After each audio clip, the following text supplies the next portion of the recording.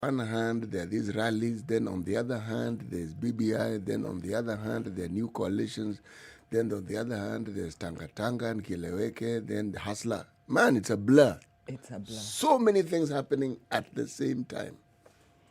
Mm-hmm. You can recall all of them. It wasn't a blur. No, it is a blur.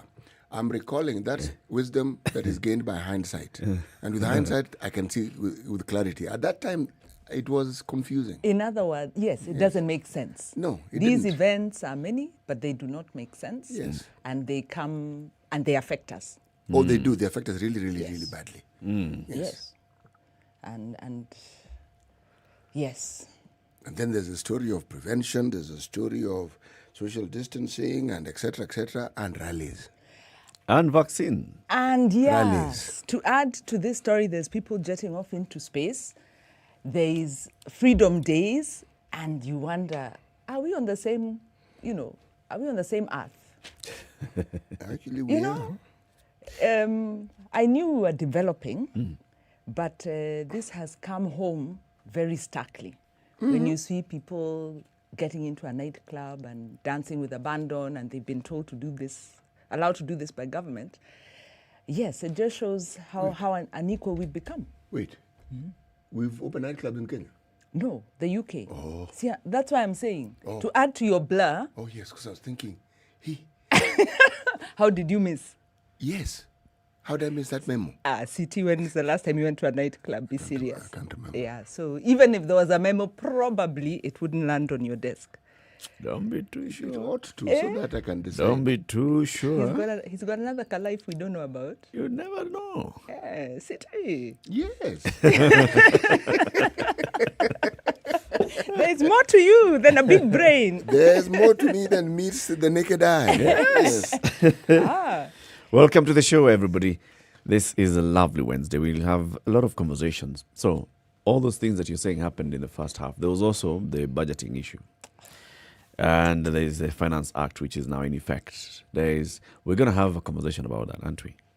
We are. And we're going to talk about taxes and the cost of living that is inching up. Actually, not inching, is, gearing up every successive day. So the shopping basket has become more expensive. Your electricity is more expensive. So part of the, the blur of events is the cost of living. So government tells us, no, things are under control, but the reality is different. So yes, we're paying more taxes, cost of living is going up, driven by what. Yeah. We don't need to repeat that song. It's not BBI that's coming to rescue us. It's not. We're in a rigged system. Let us put it that way. Hiya. We're in a rigged system. Hiya. I reflected and thought, Kenyans are not the problem. The system is rigged. And that is what we need to unrig. Is it a good thing? Or is it a bad thing? This rigging? Since when was rigging a good thing? Depends on which side of the divide I'm on. Yes. So if you're part of the 0.1 0001. elite that maybe sits in a position of power, then a rigged system is great for you. But if you're in the majority, then it's not. There are very few things as short-sighted as a rigged system. Because their pleasures are fleeting, but they're also extremely short-lived. I mean, one only thinks they're long-lived. If you think of the electoral cycle in this country, 5 years is a long time if you're a child, because every day feels like a year. But for a grown-up with issues, 5 years sort of like... 5 years flies. Yes. We 2022, and you are right. It's not around the corner, it's here.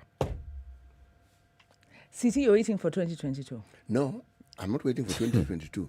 2022 is like a boundary mark telling us this is it, okay? But it also marks the end of a cycle. Now, I'm saying this cycle only seems long when it starts, but it isn't long.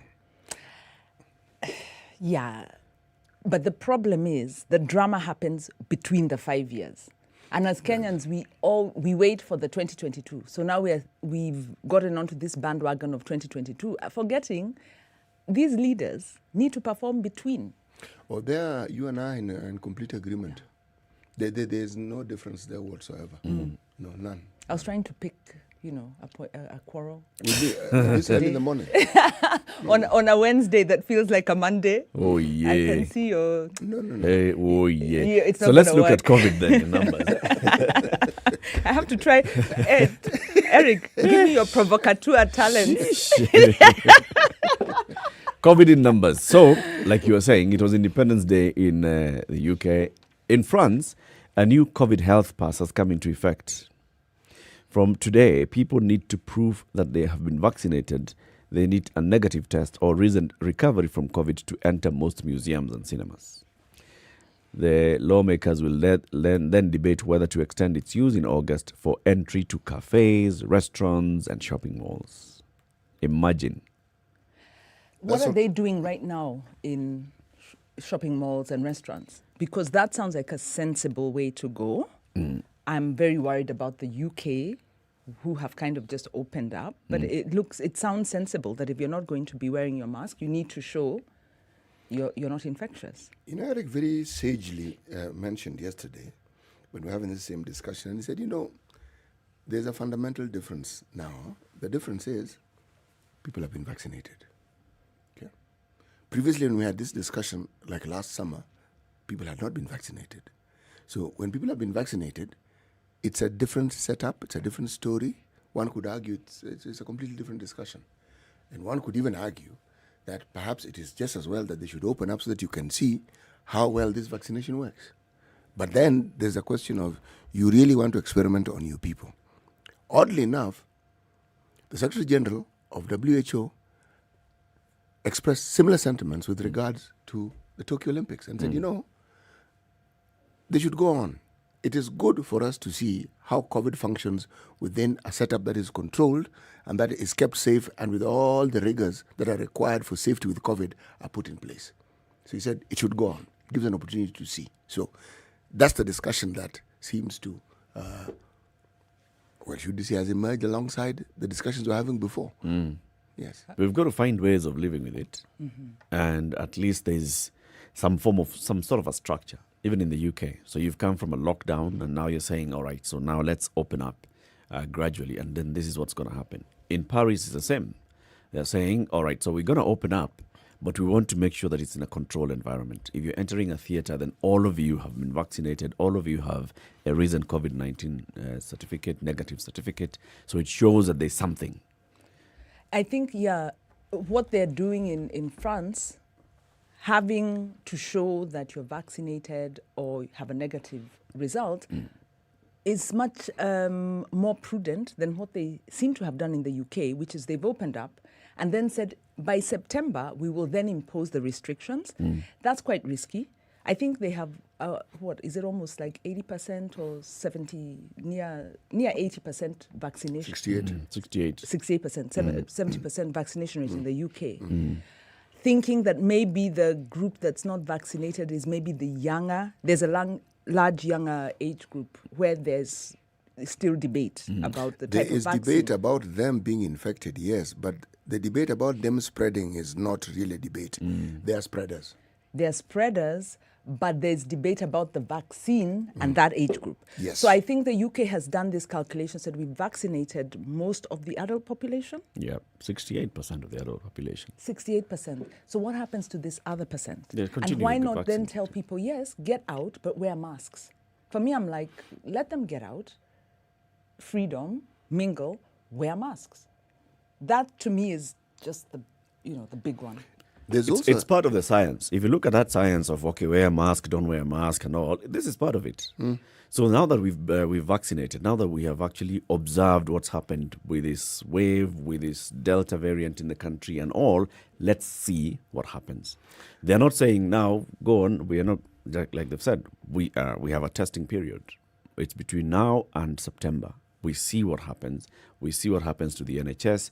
We see what happens to the number of cases that are testing positive and those that require hospitalization. Then we get to know.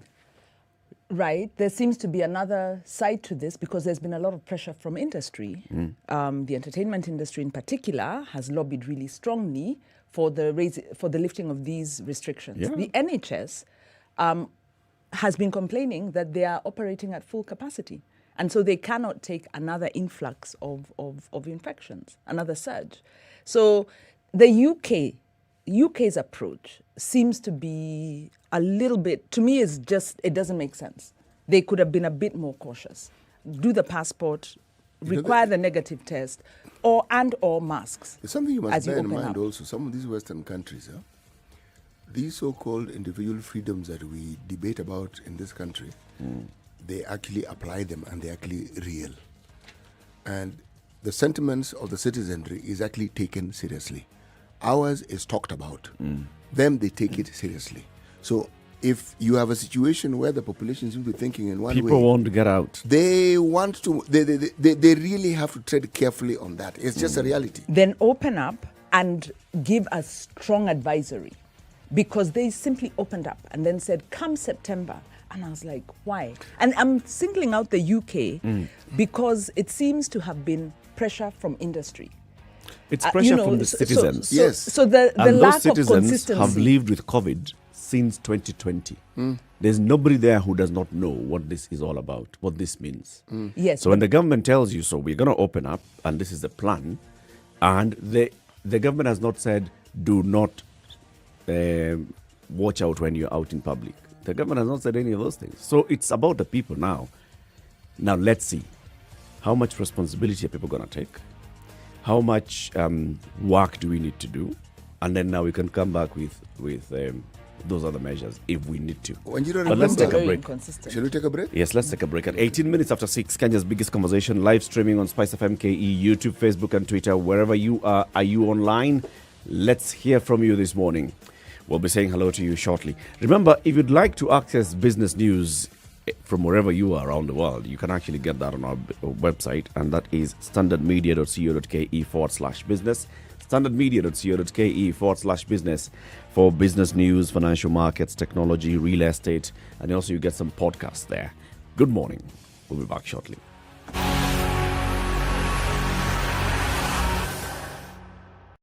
This is the Situation Room, the only way to start your day. Spice up your life.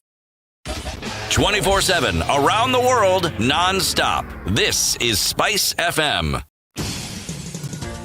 The COVID-19 pandemic has reminded us that knowing how to spot fake news can be the difference between life and death. The spread of fake news has national implications too. Is your governor really delivering on his campaign promises? Or does the Ethics and Anti-Corruption Commission have a watertight case against him? It all boils down to the news you consume. That's why Spice FM and its partners have created the Fighting Fakes Media Literacy campaign to help Kenyans become more discerning news consumers. We'll show you how to take care before you share. Tune in to the Situation Room from 6 a.m. every weekday morning for refreshing and profitable conversations about the facts, and only the facts. The Bet King Premier League continues to heat up with soccer action from the round of 27. This week, Tuesday, Western Steamer versus FC Leopards. On Wednesday, Gor Mahia take on the Kariobangi Sharks. In the round of 28, Zoya Sugar faces FC Leopards on Sunday and Ulinzi battle Gor Mahia on Monday. All matches are exclusive to BTV, Channel 172 on aerial recorder and Channel 463 on satellite, and will be played at 3:15 p.m. Get connected to Star Times for only 999 shillings on aerial recorder or 2,699 shillings on satellite. Star Times, the official broadcaster of the Bet King Premier League. Classic soul, R&B, smooth jazz, neo soul, and nostalgic ballads. Make some noise. You're listening to Spice FM. So Nairobi has been cold tonight. It's going to be a mostly cloudy day at 23 degrees. Mombasa, rain showers throughout the day at 28. Malindi, light rains at 29. Kakamega, clear day at 27. Kampala, Uganda, mostly cloudy at 26. Kisumu, clear day at 29. Eldoret, mostly cloudy day at 22. Nakuru, partly cloudy day at 24. Nyeri, light rains at 21. Dar es Salaam, Tanzania, clear at 30. Johannesburg in South Africa, clear day at 16. Lagos, Nigeria, mostly clear at 29. Kinshasa, clear day at 31. In China, Beijing, light rains at 27. Paris, clear day at 29. London, hazy day at 29. And there's some air quality alert in New York. 31 degrees today. More weather focused later in the day. Let's see what happens with this New York air quality alert later. Good morning. Sugar and spice and everything nice, everything nice. SpiceFM. Mature, intelligent talk every morning. Spice up yourself.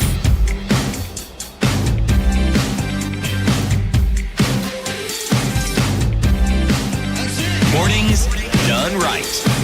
94.4 Spice FM, All right. Nairobi. So, there are people who are online, and we just want to look at who is online this morning and wherever they are tuned in. A very good morning to you, Edson Ahimbiswe, live from Kampala.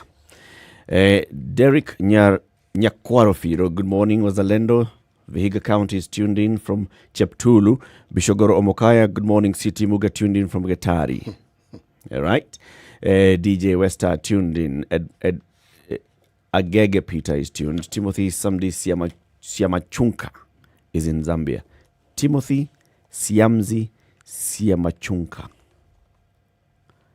Charity Mina, good morning from Milimani in Nakuru. Tuned in, Laban Tanui Kaptel, Simon Onyango, good morning, Kisumu is locked. Philip F. Collins, morning guys, and Mbakasi is tuned in as usual. Everybody who's online this morning, asanteni sana and karibu to today's Proverb. CT, what is the proverb? You do not roast vegetables. What a lie, but okay. You do not roast vegetables. It's actually a Luo proverb. Mm-hmm. So in Luo land. A lot kibul. A lot kibul. That has said all those things. Yes. Mm-hmm.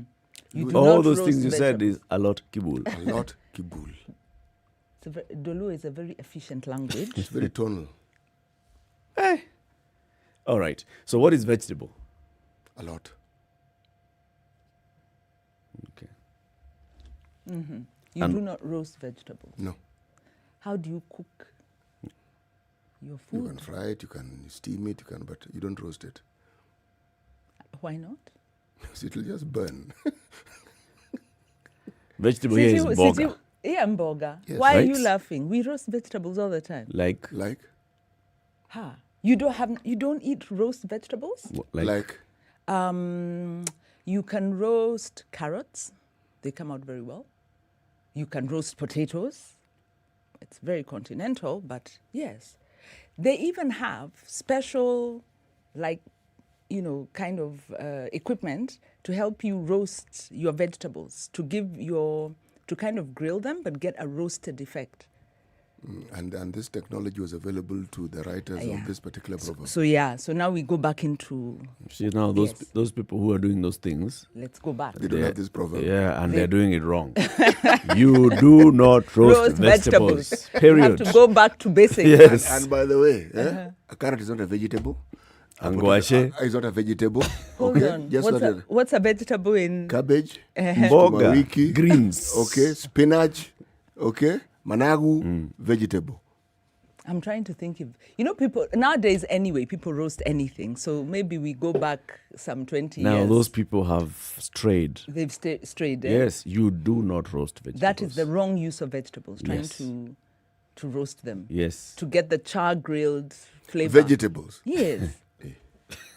Sisi, I have to invite you for a roast vegetable. roasted with Skuma nice choma. with the nice nyama choma. Skuma choma. Yes, the they nyama go bit well. I get, and I'm glad you mentioned it, because if you had just left it at the vegetable stage, I would have known that you're inviting me to starve. At least you'll eat the meat. No, I'll just look. With the meat, I'm good. Roast vegetables. So anyway, what Right. is this proverb trying to tell us? Think about it. Cha grill sukuma wiki. Yeah. Yes. I'm even, what is the proverb trying to teach us? Because obviously it's not necessarily relevant in this day and age. Actually, it is, because for most people, the term vegetable is not that wide array of things that you've mentioned. When someone says vegetable, they know what you're talking about. Sukuma wiki, as I said, managu, leaves. Hiyo ndio vegetable. Hii ingine, the legumes. Usianze kuroast, No, roast. those, if you want them to be vegetables, you carry on. But they're not. In fact, you will call them fruits if you like. But vegetables, people know vegetables are the leaves. So it has to do with, should we say, anomalies? Things that are done and things that are not done. That's really basically what it is. The traditional versus the There's modern. an order of things. There's Yeah. how to do everything. In traditional society, You yes, do there not is. walk on your head. You do not roast vegetables. You do not roast vegetables. Neither do you hold a cup of tea with your foot. Yes. You realize there's a whole line of thinking that holds that traditional boundaries on what can and cannot be done, such as these rules, that aren't considering the reason why that rule was created in the first place, is not good for development. Your point, you know. were doing well until you brought in development. Yes. Yes, you're For doing really well. progress. Yes. Again, now you brought in progress. Yes. Yesterday our proverb Because was, that's no judgmental. barber shaves himself. Reality is, you can. Okay? This is the thing about proverbs. They are intended to sound literal, yet they are not. So the meanings are often more implied than they are stated. Which is a Yes, good yes. point. So what is this proverb trying to tell us? That there are things you can and things you cannot do. There's a certain order of things. Eric put it well. There is a manner in which we are accustomed to do. For instance, in traditional, it's not just African society, it's a human thing, but let's talk about traditional African society. You never talked directly or criticized an elder. Okay? There's a way in which you could approach it. That one you would apply this proverb. But in modern day, the modern time in which you live in, elder what? See, it's a democracy. Elder what? Rights. Yeah, we shall have now a you conversation. will be told you Exactly. stay with your elderism. Now, Exactly. hapo too. Exactly. Now, see, so And that's where we are That's what I'm saying, That's where we are losing it. No, that's why I'm saying the proverb is may have some application in the times, but for the most part, it's out of step. It's out of Let's look at the headlines. Anjiro was Let us trying to not do rewrite something. Proverbs. No, she's actually succeeded. Okay, so you picked a quarrel. I'm with you. Yani Umemuona. umeamka. Half an hour has passed. I have seen you. Sawa. I have seen you. Sawa. Nimewekwa wanting. In the headlines. Now, we'd like you to read the Wanted. papers with us this morning. Do you have a telecom line? If you have a telecom line, you can access the standard e-paper. Just dial *550*1# for 20 bob. If you want the Nairobian, you can just dial *550*2# for another 20 bob daily. Or if you want the daily inside pullout, it's *550*3#. Magazine pullouts at 5 bob daily, deducted from your airtime, deducted daily. So, page 3 of the Standard. COVID-19 testing kits held at port as shortage bites. An acute shortage of testing kits is compromising Kenya's fight against COVID-19. The rapid antigen testing kits have been missing for the last 1 month, according to officials. Counties rely on these national government for supply of the kits, which is mainly done on demand. KEMRI Deputy Director Matilu Mwau said shortage of the kits has affected testing in both public and private labs across the country. As a result, Professor Mwau is saying the country is not testing as many samples as it used to. There has been a hitch in movement of the kits from the warehouse to the labs. We have COVID-19 testing kits in the country, only that they have not been released from the warehouse. This is affecting our work. A source at the Health Ministry told the Standard that the kits are available but have been locked up at the port of Mombasa. They were shipped in and have been at the port. We don't know why they are not being released. No one is saying anything. What is this? Another one, Health health supplies and the port and things getting held up and the supply blockages in the supply chain? What's Yes happening and no. now? Yes and no. Because a similar story was told about the vaccine, and yet when you asked people who are actually responsible for ensuring the vaccines gets to the places they should, another problem, in addition to what you're reading, emerged. The people responsible for ensuring that they actually get the vaccines to the place they should did not. They were waiting for them to be delivered. Okay? And they weren't being delivered. If you don't go and get it, now this is a completely different story. And for as far as I'm concerned, I have not heard the full story. I'd like to understand. I'm why. also thinking the same. Masika Henda, who's written this story, has talked to health officials in various counties, in Kakamega, in Turkana, in Machakos, but she has not asked this question of the person who's responsible for releasing them at the warehouse. Yes. I'm not seeing them asking the warehouse, is it true that you have testing kits at the warehouse? And what is the issue with supply? Until that question is asked, this story is incomplete and it's a bit difficult to comment on, really. Because, yes, you're saying the kits are here. What? And it's the Ministry of Health. Why would they refuse to release them? And they're the ones who brought them in anyway. Yes, why? And for a specific And purpose. for them to have brought it in, you know the normal procedure. Even the ministry that controls the port understands that these things are coming. I honestly don't understand. Unless you're saying these things were imported by a private entity. If they're imported by a private entity, then there'll be a different discussion. Yeah. I think the one line in that story, because I agree there's not enough information, it talks about hitches in the supply chain. Supply chain is the other side of the procurement system. So something in that system is not working. Obviously, the story doesn't tell us where it's broken down. The big concern, of course, is that we're in a pandemic. These are priority importations. Why should we be grappling with this? And who's responsible? Are we actually really grappling with it? That actually is the question. And are the things really genuinely stuck? Look, the government has been known to use private entities to import things on their behalf. Okay? Is this one of those cases? Because if it is, believe me, the issue of whether those things come in will take a completely different twist. If it is the government that has imported it directly, it's government to government, ministry to ministry. There shouldn't be a problem. So KEMRI is, but the point is, KEMRI is out of kits, testing part of its reagents and all are stuck at the port. That's what the boss is saying. That's the bottom line. The boss is and saying KEMRI there's a doesn't shortage. import. Nope. So this is the Ministry of Health. Cameron doesn't import. Ministry of Health, whether they're using a private provider, whether they're doing it themselves. However, Ministry of Health has kits at the port. They are not at KEMRI. Supply chain, there's a breakdown. Unfortunately, the story doesn't tell us who, what, or why. Yeah, it doesn't explain, and I think it ought to. 26 minutes to 7. Let's take a quick break again. Look at the roads where the traffic is building up and how it's looking like in various parts of the country, or mainly various parts of the city. Good morning.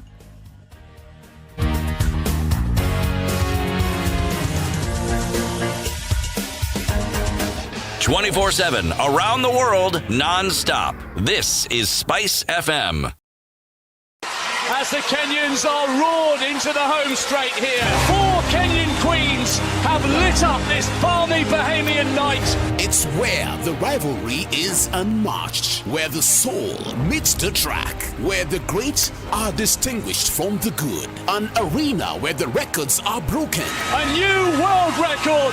It's not just been beaten, it's been obliterated. A stage where the legends are born. For Team Kenya, the Olympics is more than just a sport. It is our tradition. It's an event that has put Kenya on the roadmap. The Standard Group lets you watch every minute and every action live in the 2020 Tokyo Olympics. Because we live for Team Kenya. We live for the game. At Standard Group, sports lives here. Classic soul, R&B, smooth jazz, neo soul, and nostalgic ballads. Make some noise. You're listening to Spice FM. Okay, so Thika Road, as you'd expect, from Mutali coming all the way to Pangani, as you get into that Muthaiga interchange, there's an issue there, the usual, because traffic from Kiambu Road is coming in as well, and there's a snarl-up out of it. Then, University roundabout, going to Museum Interchange, or let's just put it the other way around, Museum Interchange coming towards the University roundabouts into the CBD, it's also busy. Bunyala roundabout, it's busy. Aerodrome Road is clear, but the section between Lusaka and Bunyala, it's also piling up. Mombasa Road is not looking so bad. Coming from Imara Daima towards General Motors, there's a bit of a snarl up there, but it's moving. It should be moving. Coming all the way from Mlolongo at the Weybridge, there's an issue. Jogoo Road, how are you looking? Jogoo Road, Makadara area is busy. Coming towards City Stadium roundabout, it starts piling up. And then towards Landis Road roundabout as well. Landis Road interchange. Yes, there's a roundabout there. It's also quite busy. Let's see how it'll be looking like in about half an hour. If anything you think we ought to know or talk about, SpiceFM KE on Twitter or 40127 is our SMS number. Good morning. Spice FM, Malindi. Mature, intelligent talk every morning. Spice up yourself.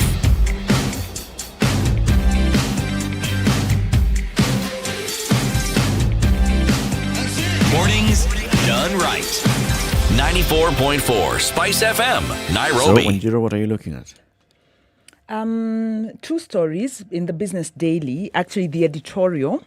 One, I was thinking about City as I read this because it's on the editorial is calling for an end to the UON reform tough wars. And yeah, because City, I just wanted to find out, do you have an insider on what's going on between the Cabinet Secretary and the Vice Chancellor of the university, who's been trying to restructure the university, arguing that that the university is cash-strapped and needs to rationalize its operations. And then the Cabinet Secretary has stepped in to say that it has to be done legally through Gazette notice. And so there's an argument on whether this is the case. It didn't start with this one. If you recall, some times back when Professor Kiama was first appointed as VC. Remember, Secretary, the Minister for Education, this secretary thing confuses me. It was alleged had his own candidate whom he preferred for that particular post, and the person stepped down. Remember, these are colleagues who worked together. They're not meeting for the first time. Agreed. Yes. So what is clear, there are camps, as they usually are in such institutions. Professor Kiama has his camp. Magoha also has people who are aligned to him. To put it really very simply, this is what you're seeing at play here. Okay. Could I also give another perspective and possibly a question? Because with the IMF being in town, there are 4 universities set to be privatized. And University of Nairobi is on that list, the large ones. And the idea behind this, I think it's an absurd proposal to privatize universities is that they are not making money, they are not sustainable. Alongside that, this year, government reduced the amount of money they've given to universities. So universities are struggling. Further to that, the Treasury has then issued guidelines on restructuring these state corporations. So could this be part of that restructuring? And definitely the attempt to rationalize operations is coming in the context of the dwindling funding to the university. It's not dwindling funding. Public universities have been hemorrhaging for the longest time. They didn't start now. There was a time, remember, when they were actually cash rich, okay? Simply because of the way things were and the push that there was for further university education. And that is why universities opened branches all over the place. And came up with new programs. There's this course, the other course. Yes. Whether this thing was actually taken through the rigorous testing of determining whether it was sustainable or whether it was the way to go was not the issue. Every public university had a branch. I'm calling them a branch because that's what it is. It's actually a college in every part of the country, right? Now, at some point, the numbers of students who were able to go to these colleges started dwindling. So that the expansion plan was not tenable, became apparent a long time ago. Okay, But remember, Magoha was VC during a time when the University of Nairobi had its golden years. They were awash with money. They had money to do all sorts of things. When you talk about the billions that they are in the red for, okay, collectively and even individually, it's not something that happened last year, the year before, or when Professor Kiama became VC. No, this has been happening long before Professor Kiama became VC. Right. So what are you saying in terms of the proposal to privatize? Because you're saying they're hemorrhaging. Hemorrhaging implies there's a lot of waste of resources. Is the proposal really from IMF to privatize or to manage this university? rationalize the It's whole process. rationalization, I think. What they talked about, I'm trying to think what the words were, because they looked at, they said, was it restructure? Yeah, I think so. It's restructuring, Restructure, not privatizing. restructure state, State corporations, corporations. state-owned entities. And in fact, the question was then asked, what does that mean? Yeah. What does that mean? Are you rationalizing them? Are you privatizing them?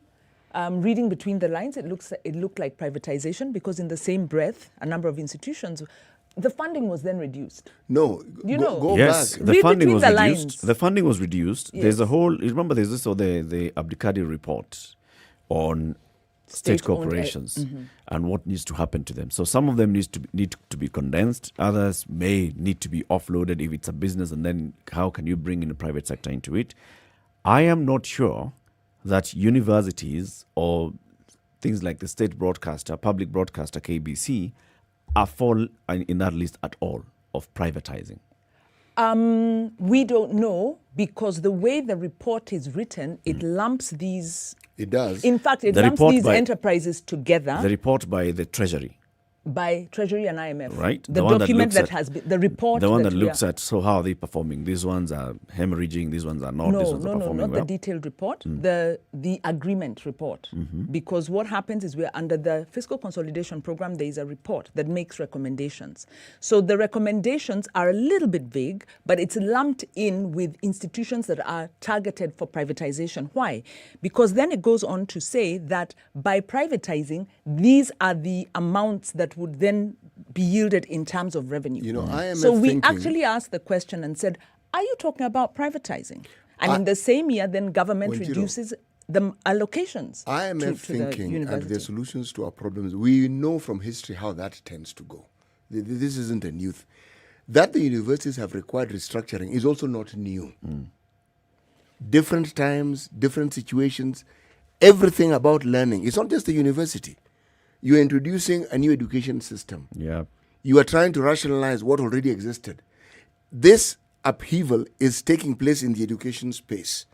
Now, the reality about university education is, so long as the public universities were the universities in the country, this need not have been a problem. But the moment private universities came in and the options were available, the public universities were going to suffer. Because competition came in and people were offering courses, and they were probably offering things that the public universities cannot offer. Okay? Remember, Right. these are owned by individuals. Somebody can wake Yeah, up in the yeah. morning and decide. They don't have to go through these lengthy bureaucratic processes that other people go through. But then you see the point here comes in very pertinently, based on what you're saying. Yes. We need public universities.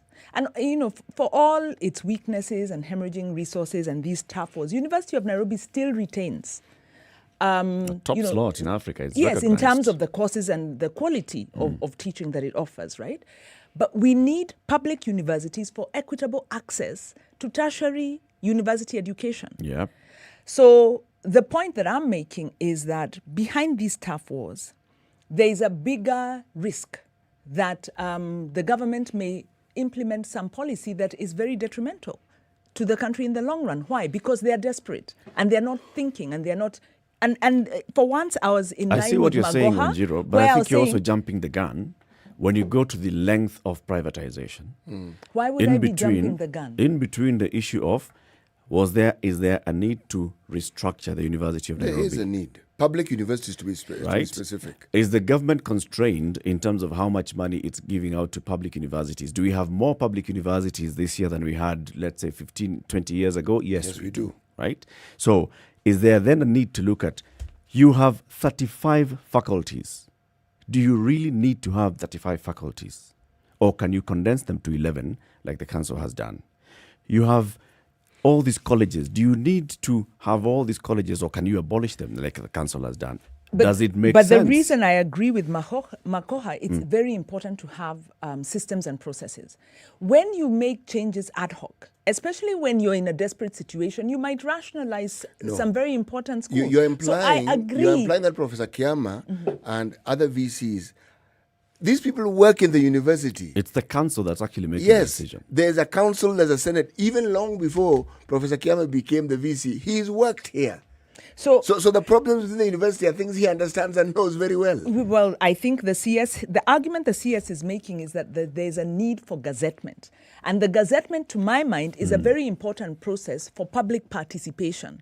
Because unless you gazette, you're then saying that the council is going to go and make far sweeping changes without consultation. These are public resources.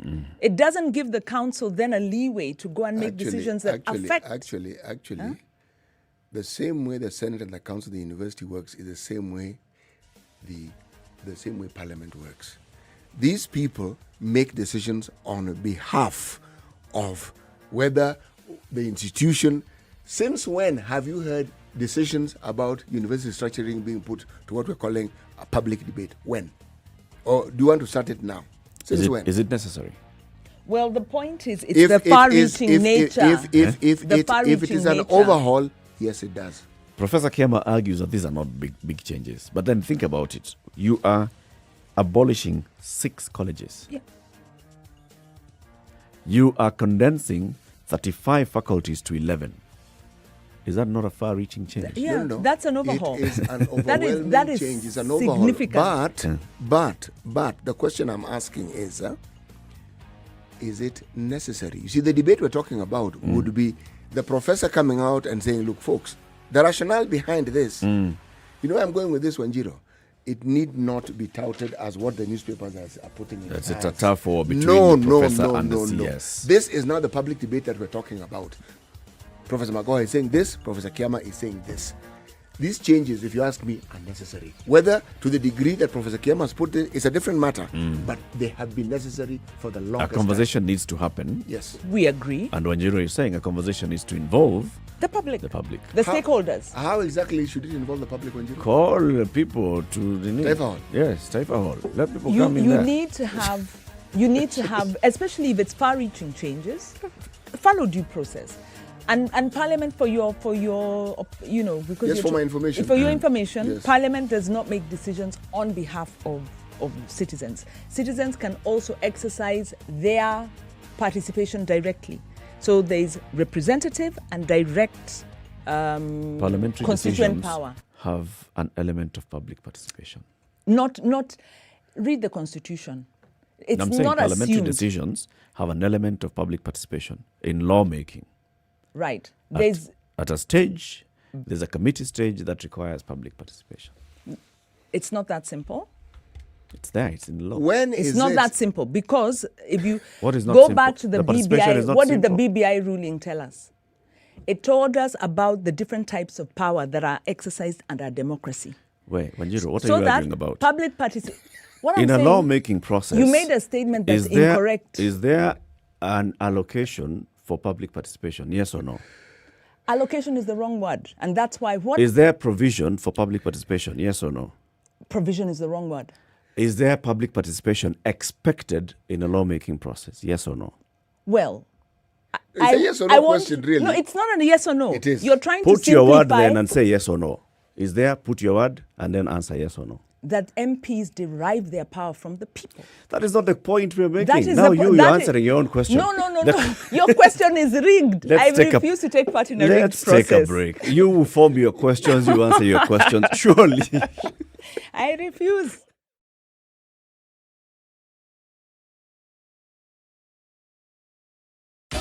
"24/7 around the world, non-stop. This is Spice FM. Hello. Halo, umesikia? Nimesikia nini? Hujasikia habari? Hebu acha nikuambie. Kile kimetokea. Hello? Hello? Hello? Don't wait for hearsay. Dial star 550 star 1 hash to read the standard e-paper from the convenience of your mobile phone for only 20 shillings from your telecom line, and stay up to date for a reliable source with over 100 years of experience with no additional data charges. Classic soul, R&B, smooth jazz, neo soul, and nostalgic ballads. Make some noise. Yeah! You're listening to Spice FM. Mature, intelligent talk every morning. Spice up yourself.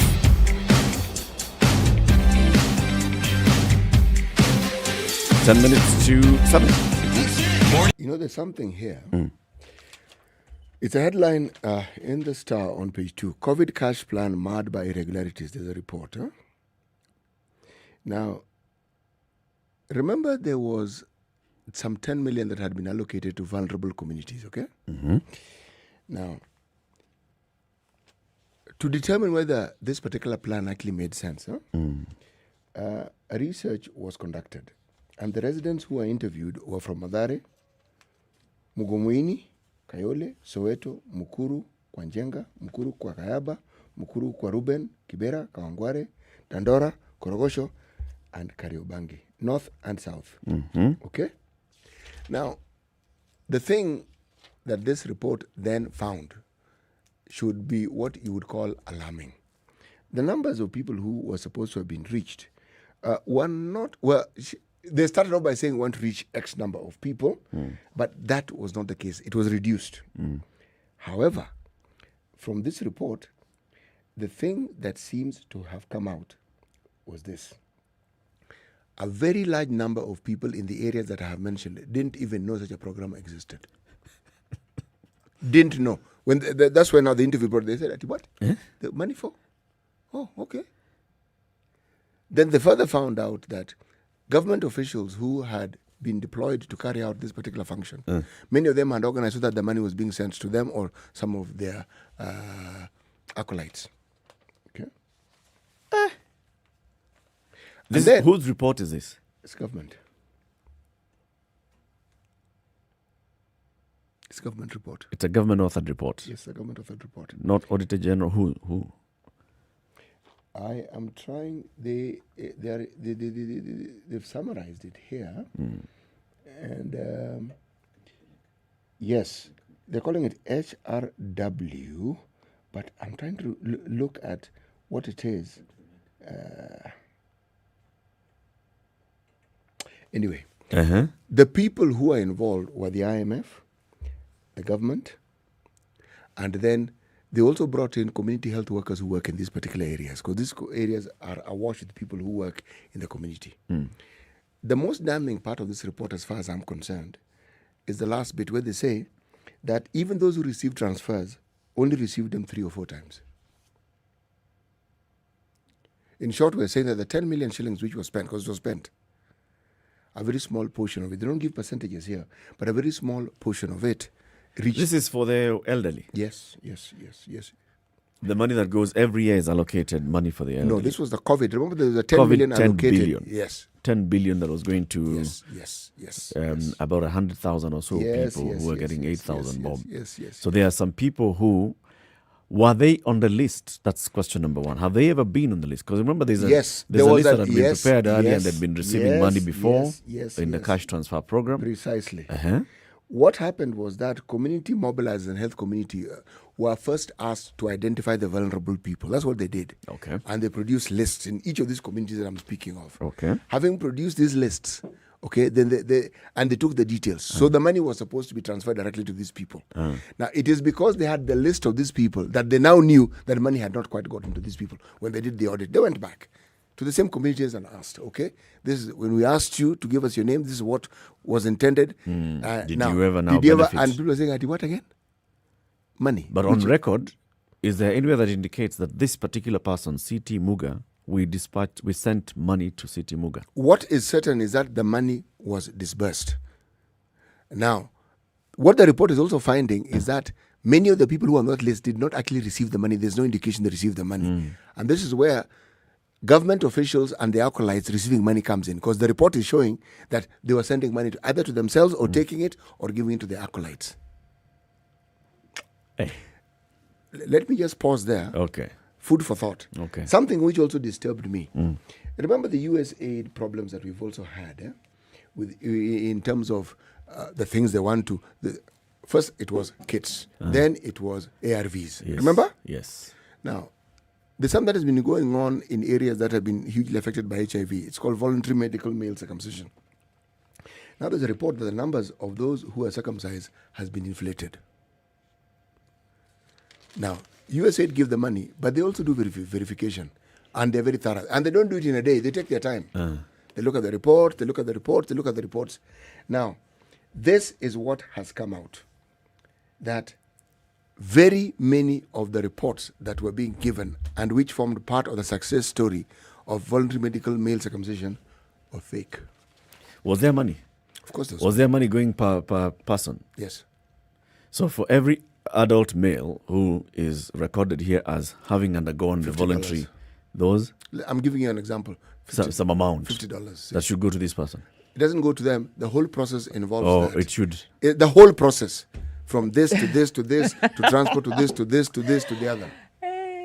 You know, you can't beat Kenyans. Unfortunately. COVID money was eaten. So you say what is circumcision money? Actually, in this area, there were 100 men who came voluntarily for circumcision. They actually practiced with HIV money. So when COVID came, they were ready. They knew. They were ready. The money landed and it just went where it had been planned to go, but not to the people to whom it was intended. So it's the system. The disbursement, somewhere between disbursement. This one you can't really blame the government, because it is the people. Very many of the agencies that were involved in this were not government. They were NGOs. It's community. It's looking for an opportunity to swindle. That's basically it. Because the person who's actually creating that list and saying, okay, here we have had 10 people, is just a member of a community. This is just sad. There's a sad story. Maybe we'll discuss it a bit later. Sad, but with a happy ending. A student who scored 433 marks out of possible 500 in KCPE, right? She was almost missing out on joining Form 1 because of lack of school fees. Faith Mumo had been a student at Karimwailu Primary School in Makueni. She was on the brink of losing her slot at Kenya High due to financial constraint. Her father, Paul Mumo, had lost his job last year following the economic downturn. And as the Form 1 reporting dates approached, Faith's dreams continued to fizzle. But Matungulu MP Stephen Mule came to the girl's rescue on Monday and awarded her a full scholarship. He issued a check worth 120,000 shillings, which will cater for her 1-year school fees and other essentials, including school uniform and other personal needs. We're coming to the top of the hour. Maybe we can discuss it a bit later, because it raises the issue of this is clearly a bright student. This is clearly a needy student. And this is not somebody who is just there who will get lost in the system. She's easily the brightest student with the results in this county. So how was she not even getting a bursary or a scholarship? What or was has it the amount? NGCDF been doing? Was it the amount that you allocated that just wasn't going to be enough to send her to school? You know, we have examples of counties, specifically Kwale, where students such as this one guaranteed. Go to national school, you will get full. Anyway, top of the hour. Good morning. It's now 7 a.m. Time for the news.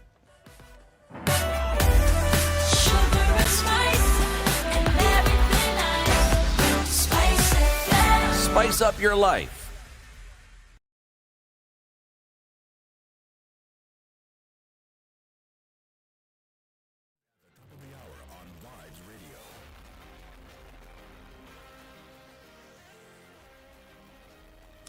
This is Newswire. I'm Dennis Aseto.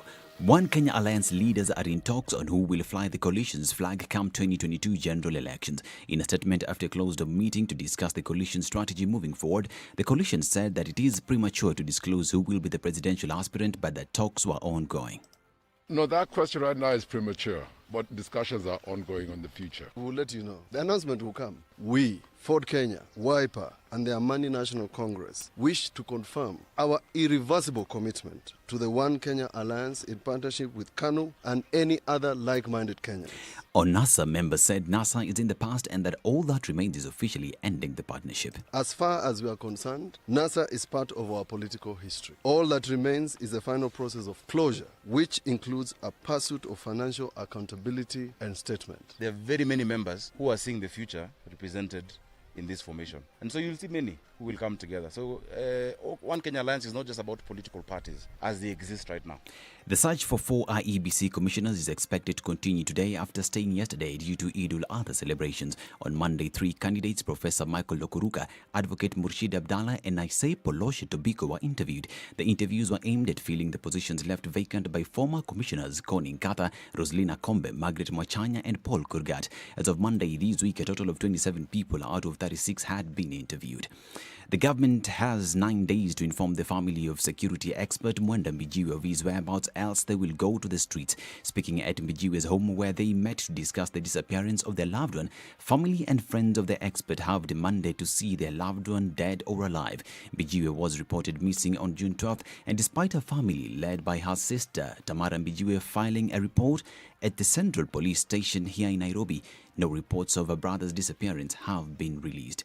And the World Health Organization has said that the shortage of health workers and medical equipment is a major challenge in many African nations in the fight against COVID-19. WHO has said that in addition to the low rate of infection due to lack of testing equipment, higher rates of intensive care are higher than in European countries. Jeff Bezos, the world's richest man, went to space and back Tuesday morning on an 11-minute supersonic joyride aboard the rocket and capsule system developed by his space company Blue Origin. Riding alongside the multi-billionaire were Bezos' brother Mark Bezos, Wally Funk, an 82-year-old pilot and one of the Mercury 13 women who trained to go to space in the 20th century but never got to fly, and an 18-year-old recent high school graduate named Oliver Damon, who was Blue Origin's first paying customer and whose father purchased his ticket. Funk and Damon became the oldest and youngest people respectively ever to travel to space. This is Newswire. I'm Dennis Aseto.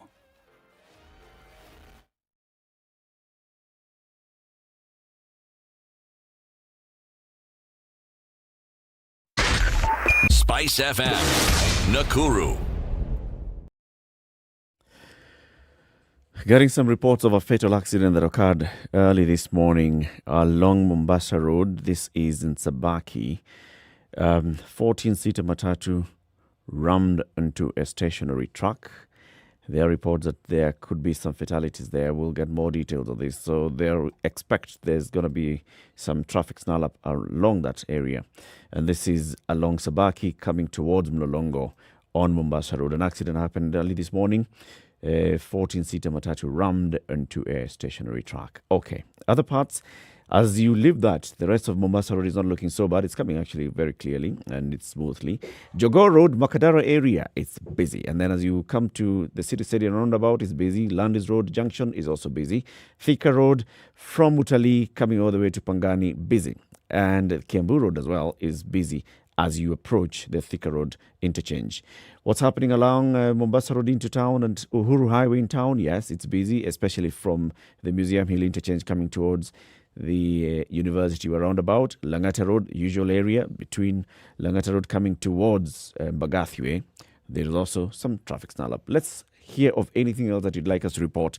SpiceFM KE on Twitter or 40127. Good morning.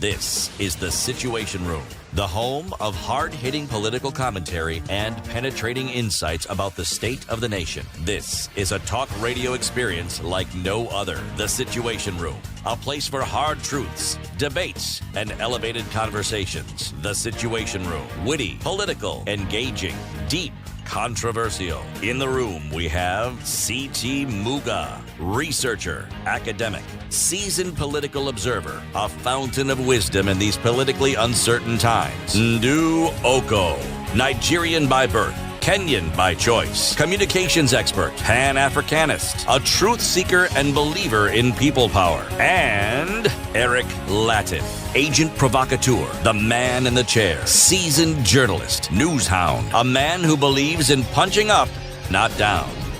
This is the Situation Room, the only way It's to start 5:57, your day. The 21st day of July 2021. In the room with you this morning is Eric Latif, CT Muga, and our guest host, Wanjiro Gekonyo. Our colleague Nduoko is away this week. CT, today's proverb. You do not roast vegetables. You do not roast vegetables. 5 English words. It's a Luo proverb. A lot kibul. 2 words.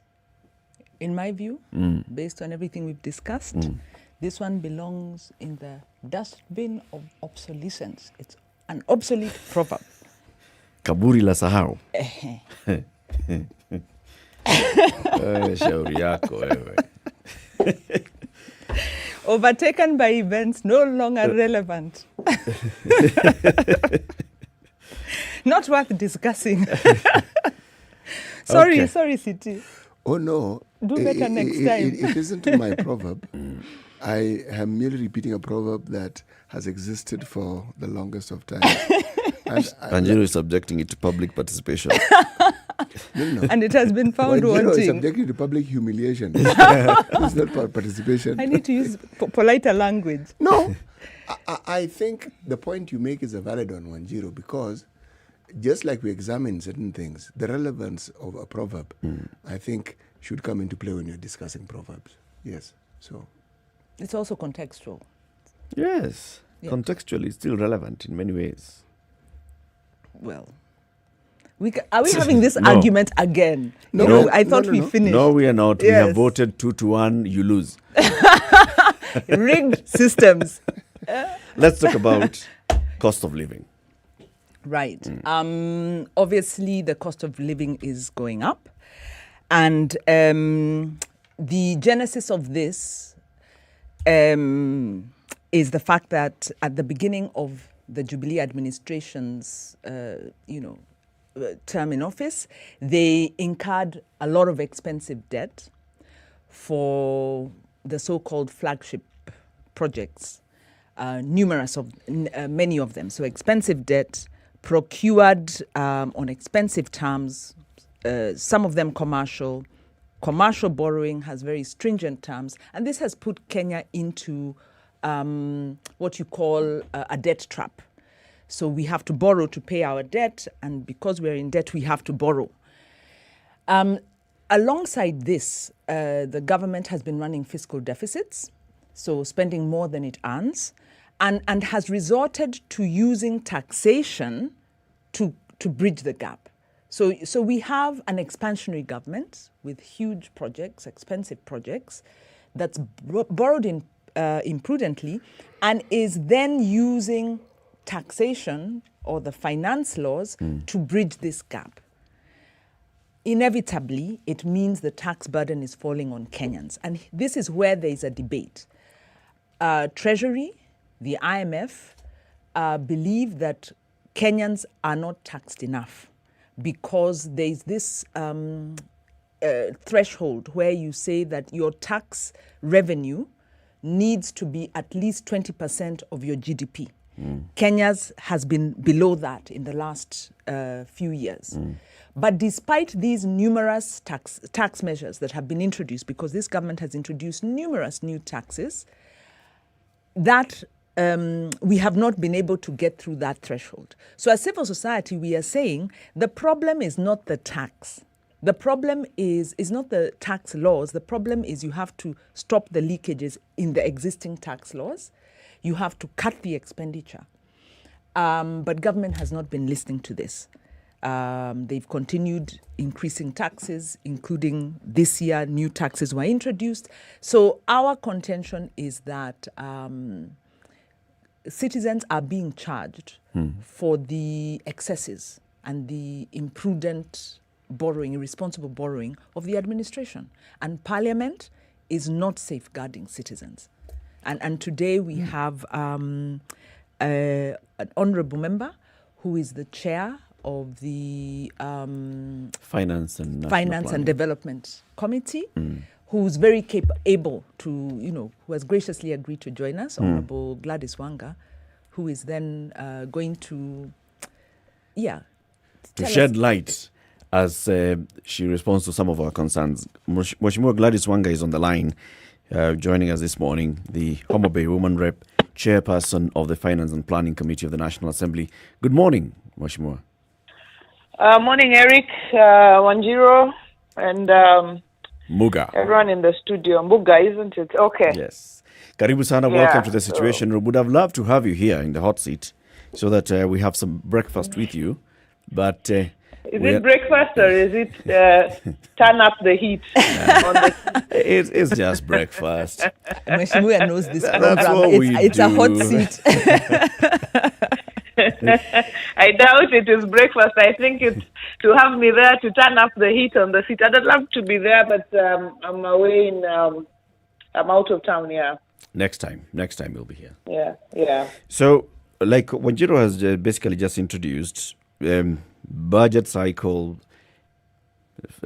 National Treasury takes the budget policy statement, it's interrogated by Parliament, it's voted for, and then the National Treasury comes with a finance bill, it's debated, it's taken to your committee, you look at the taxation measures, you say, here we don't agree, but let's agree on this and the other. Concern, though, is the net effect is we have new taxes. The government is looking to raise more money via tax and other revenues, about 1.8 trillion shillings this year. The government has increased its budget this financial year. The net effect is a burden to the Mwananchi. And Wanjiro is saying, civil society is looking back and wondering, so why are our representatives not representing us to protect us from these excesses of government? How do you respond to that? Thank you, Eric. And one is to agree that we are in very difficult times. I think people are living under the weight of cut back income, loss of jobs. Working half the time you were working initially. Hotels are making people do 2 days a week. So we are in very, very difficult times, and of course, it's COVID has a contribution to the times that we are living in. But coming back to the issue of whether members of Parliament, as representatives of the people, are doing their part, and I want to just state this, without fear of contradiction, that we are, to the best of our ability, protecting as much as we can Mwananchi. But there is a way that the things we manage to do are not as highlighted as the ones we have felt not to have done. And Eric, maybe I'll just mention that, for example, in the Finance Act of 2021, if you look at the finance bill that came to Parliament and what became the Finance Act, there's a big difference, because when the matter came to Parliament, there was taxation on bread, on unga, or new taxes on borders, and these are things we stood up to and said, no, you have to we have to remove taxation from basic commodities. People can pay on other things where they have a choice, but every person must eat. When they wake up in the morning, you must have your and bread has become stable. It's everywhere across this country. People eat bread, but apart from that, people use wheat flour, and people use unga, whether it's cassava flour or maize flour, people use it. And so if you have taxation or unfavorable taxes on those basic commodities, then there is a problem. So we had to, remove some of these. But at the same time, there is the balance between cushioning Mwananchi and raising revenue. So in order of priority, and I know it is said that there's an increase in tax on airtime, and a slight increase in tax on airtime, and for example LPG, the gas. So the issue of LPG was not in this finance bill. It was last year, and the implementation was postponed. So when we looked at the hierarchy, we said, let's deal with UNGA, let's deal with the very basic, that's basic across the country. So in instances like those, we do our best to protect. And Treasury doesn't agree with us easily. So it's a big fight. I mean, it's big in terms of, people sit in boardrooms and others walk out, it's big because we say, this one you're not touching, So and those are instances where members of parliament have stood up to protect Kenyans, to give tax rebates to companies that hire graduates from TVET. So if your company hires 10 graduates from TVET, you have a tax rebate, and that's a good thing.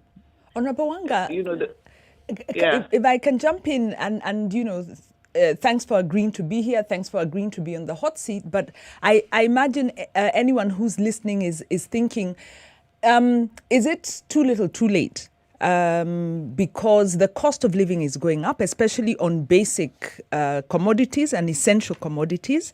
So when you look at electricity and you look at the knock-on effect, if you have VAT increase in terms of fuel, you then have a knock-on effect on that as well. When you say you put excise duty on airtime, that has a knock-on effect on family, the household income, on businesses, and it has a knock-on effect on the cost of living. Then you look at businesses, turnover tax has been introduced. So much as there are some interventions that the committee has made, that Parliament has made, the net effect to the taxpayer is still that the Treasury is drawing money, really trying to get blood out of a stone. And the argument is that Kenyans are overtaxed, and Parliament has failed to protect Kenyans from being overtaxed, and businesses have been crying. And in fact, revenues have been declining since 2016.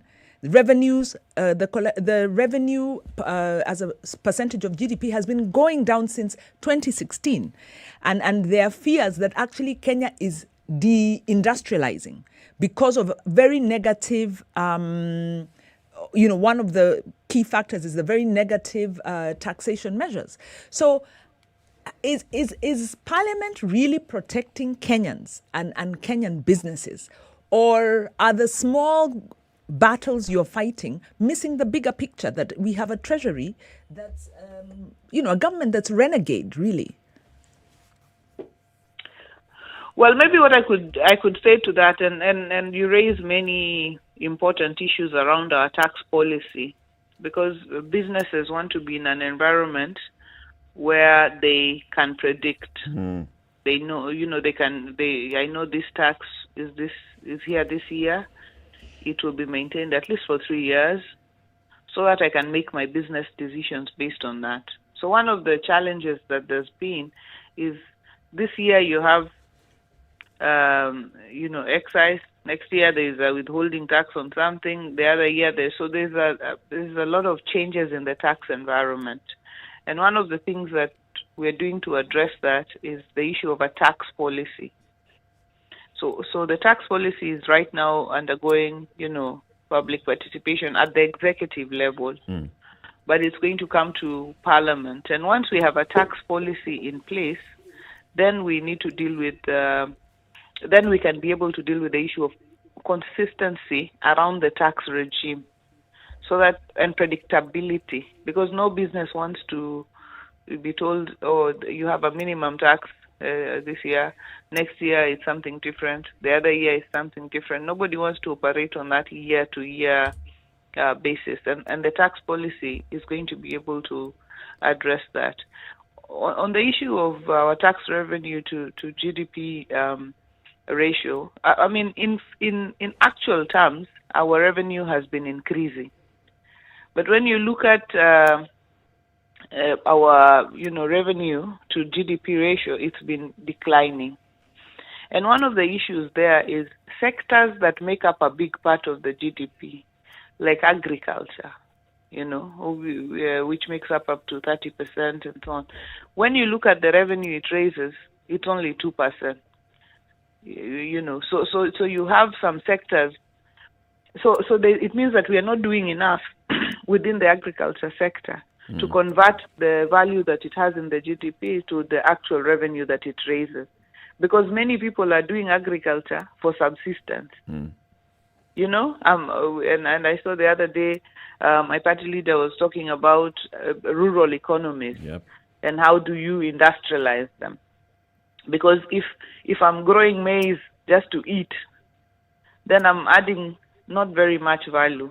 But if I can grow pineapples and do value addition to it, like we do in home, we don't do value addition, but we grow pineapples in Homa Bay or sweet potatoes. If I just grow it and cut it and sell it on the roadside in matatus, then it's contributing nothing to the revenue. But if value can be added to it, and it is taken to the airport in Kisumu and flown out of, the country to South Sudan, already the revenue that it's raising for the country would be much higher than if people are standing with a stick or pineapple. So those are some of the issues also that we need to look at, so that if you look at that value of revenue to GDP ratio, then you look at sectors such as agriculture that take up a very large part of the GDP, but don't have don't actually have a commensurate in value in terms of revenue generation. But coming back to the point on the cost of living and what we can do, we have to be, and Wanjiru spoke about spending. Are we cutting our coat according to our size or according to our clothes?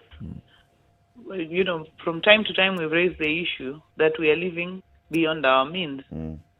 We're living beyond our means. We might not be able to. But Mheshimiwa, is that really a statement of truth that we're living beyond our means? I mean, let me explain why I'm asking the question. Yeah. I'm listening. I like the way you've explained some of these issues. You're eloquent and you're clear. But even as we talk about it and I listen, it's like we're chasing some smoke, because these taxes have arisen because we have debts that we need to pay. And some of these debts, we acquired them because you, Mheshimiwa, and those of you in Parliament allowed the government to borrow money that has now put us in the position that we now find ourselves in. COVID, of course, notwithstanding. So the point at which we could have averted some of the problems we are now discussing was then. But it isn't once, twice. The government wants to raise the ceiling for its borrowing, and you, the Parliament, you accepted. So now we find ourselves in a situation where the money we raise is just enough to sort of like pay off whatever we owe, and then we are back to square one staring at each other. Now, the taxes that we speak of, they are very reminiscent of taxes that appeared in the UK in the 19th century. And in an earlier time when they had their Napoleonic wars and the governments were trying to determine how best to raise money to continue doing what they were doing. And right now we are at war, really. COVID and the problems it poses is akin to a situation of war. If you look at the corruption index and everything that goes with it, it's akin to a situation of war. And then, to make it worse, with all the things that are happening, the government is now waging wars on its own citizenry by levying taxes that are more of a burden than anything. So, even as we talk about the taxation and the way in which we want to help the Mwananchi, I think the solutions that Parliament is providing are, I'm going to say something, and please forgive me, I'm not trying to downplay the role that Parliament plays. but it's quite inconsequential. It won't help. Telling us maize won't cost us more, unga won't cost, that's not really a solution.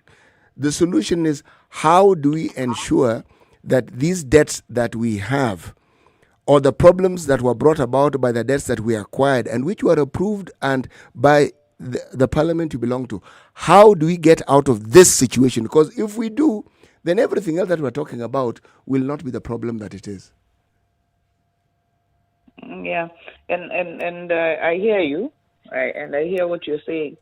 I think I won't agree with you that the measures we took are inconsequential. They are of great consequence.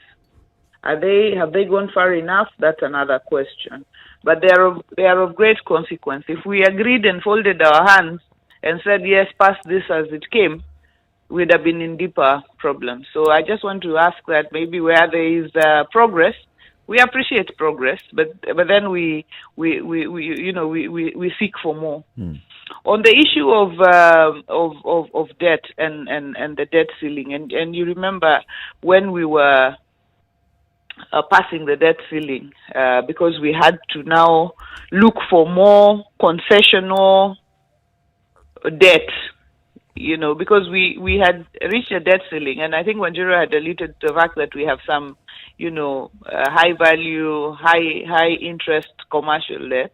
So we came to a place where we said, we need to borrow. We are at the debt ceiling, but we need to borrow to restructure some of these old debts that we have. Borrow more concessional loans, pay off the commercial ones, and restructure the debt over a longer period of time so that the burden is lower. I think what we must agree is every country borrows. I mean, I don't think we should make debt look like it's a phenomenon that governments don't do. Governments borrow world over. Governments borrow. They do. In our own houses, we borrow because you if you just wait that your salary will build your house, it might never build it over a period of time. So you take a mortgage and you pay it slowly. So it's what kind of debt we have, and that's why when we reviewed the issue of the kind of debts we had some expensive commercial debts. We needed to take some concessional loans so that we could pay off some of these commercial debts and then have debts that we could pay over a longer period of time. And that is why, based on that, we agreed to increase the debt ceiling. Now, again, I'm sure in the near future here, there's going to be the debate around the debt ceiling. So we will be looking at what exactly, the problem is what exactly do our debts do? And you remember, at the beginning of the Jubilee regime, there was a lot of discussion around, there is a Eurobond, what has it done? So I think Parliament must increase its oversight on what exactly our debts do. I mean, if I borrow money, and I buy unga ya chapati, and I have a circle in the village, and I tell the women all the time, if you borrow 2,000 and then you use 1,000 to just entertain your family, you will not be able to pay that loan. Yes. So we must, I think, be very, very vigilant on, for every amount we borrow, what is it that what are we putting the money in? Mheshimiwa, I want us to take a quick break.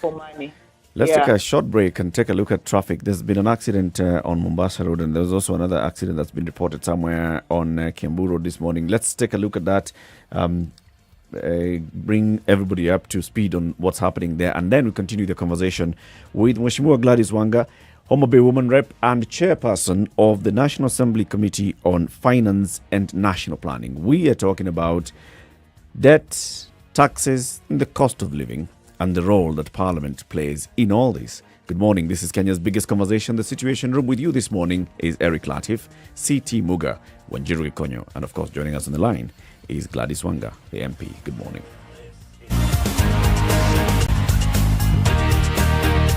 This is The Situation Room The only way to start your day. Spice up your life. 24/7, around the world, non-stop. This is Spice FM.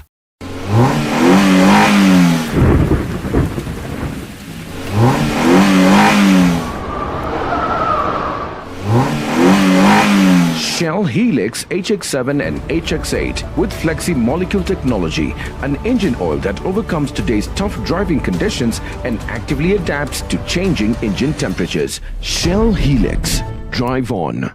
Losing a loved one is never easy. The lingering memories, the what-ifs, but in all the gloom, we find ways of celebrating them. And here at the Standard Tributes, we aim to give your loved ones that befitting send-off. Visit www.standardmedia.co.ke/tributes today and post your loved one's tribute. In addition, get access to funeral services from our trusted vendors. The Standard Tributes, keeping memories alive. 24/7, around the world, non-stop. This is Spice FM. Do your callers frequently ask you what stories made the news headlines? Introducing the Call Bulletin, courtesy of Skiza. You can now keep your callers informed and up to date with the latest news updates from KTN News, courtesy of Skiza. Dial *811 *795# to subscribe today. Set the tone with so what's Skiza. happening around the country? First, in Nairobi, it's going to be a mostly cloudy day at 23. And then Mombasa, rain showers at 28. Malindi, light rains at 29. Kisumu, partly sunny at 30. Eldoret, mostly cloudy day at 22. Nakuru, cloudy day at 14 currently, but it's going to rise to 24. Nyeri, light rains at 21. Dar es Salaam, Tanzania, rain showers at 30. Johannesburg, South Africa, clear skies at 17. Lagos, Nigeria, mostly clear day at 29. Kinshasa, DRC, clear day at 31. Beijing in China, rain. It's currently 29 degrees in Beijing. It's raining. The temperature is going to drop to 27. Paris in France, it's sunny at 29. It's hazy in London at 29 degrees highs, currently hazy at 19. And there's an air quality alert in New York, currently at 26 degrees. That temperature in New York will rise to 29. These and more will give you further updates later. Good morning. Classic soul, R&B, smooth jazz, neo soul, and nostalgic ballads. Make some noise. Yeah. You're listening to Spice FM. So, tragic road crash involving a 14-seater matatu in Molongo, Machakos County along Mombasa Road. It's reported that there are some fatalities there. We'll confirm the number of those that have passed away, but there are reports of fatalities. And this is at Sabaki as you come towards Mlolongo. Another accident on Limuru Road as you approach Muthaiga from Gigiri. There's an accident there. And then on the road from Nakuru towards Nairobi, there's also an accident at Sokomjinga. I can see a matatu has overturned because of poor visibility, most likely. So watch out wherever you are in those parts. Now, Jogoo Road, coming towards town, Bakadara, busy. Approaching City Stadium roundabout, busy. From that point on, all the way to Landis Road, it's very, very busy. Thika Road, usual suspect. Utali, coming towards Pangani, busy. Langata Road, usual suspect. Heading towards Mbagathi Way, busy. Aerodrome Road is busy. Nyayo Stadium to Aerodrome is also busy. What's this road called? Kenyatta Avenue into Huru Highway, busy. Interchange from Museum Hill coming towards the CBD is also very busy. Anything that you think we ought to alert everybody else about, SpiceFM KE on Twitter, and our SMS number is 40127.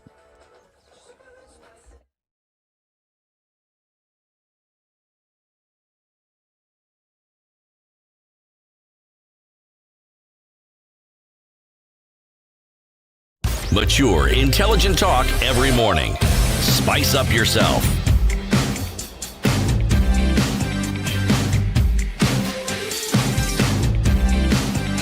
Mornings All right, it's 25 minutes to 8. Kenya's biggest conversation continues. Eric Latif, CT Muga, Wanjiro Gekonyo with you in the studio. Joining us on the line is Gladys Wanga, Homa Bay Woman Rep and Chairperson of the National Assembly Finance and Planning Committee. Mheshimiwa, we're talking about debt, we're talking about the cost of living and the budgeting cycle. Now, let me just come to what we've been saying on this show many times, and this is the role that Parliament has played. And it appears like you MPs are subservient to the executive, and I'll explain. Since 2013, the Jubilee administration has been borrowing, and like you've said, they've gone for expensive commercial loans. Those have been approved by Parliament.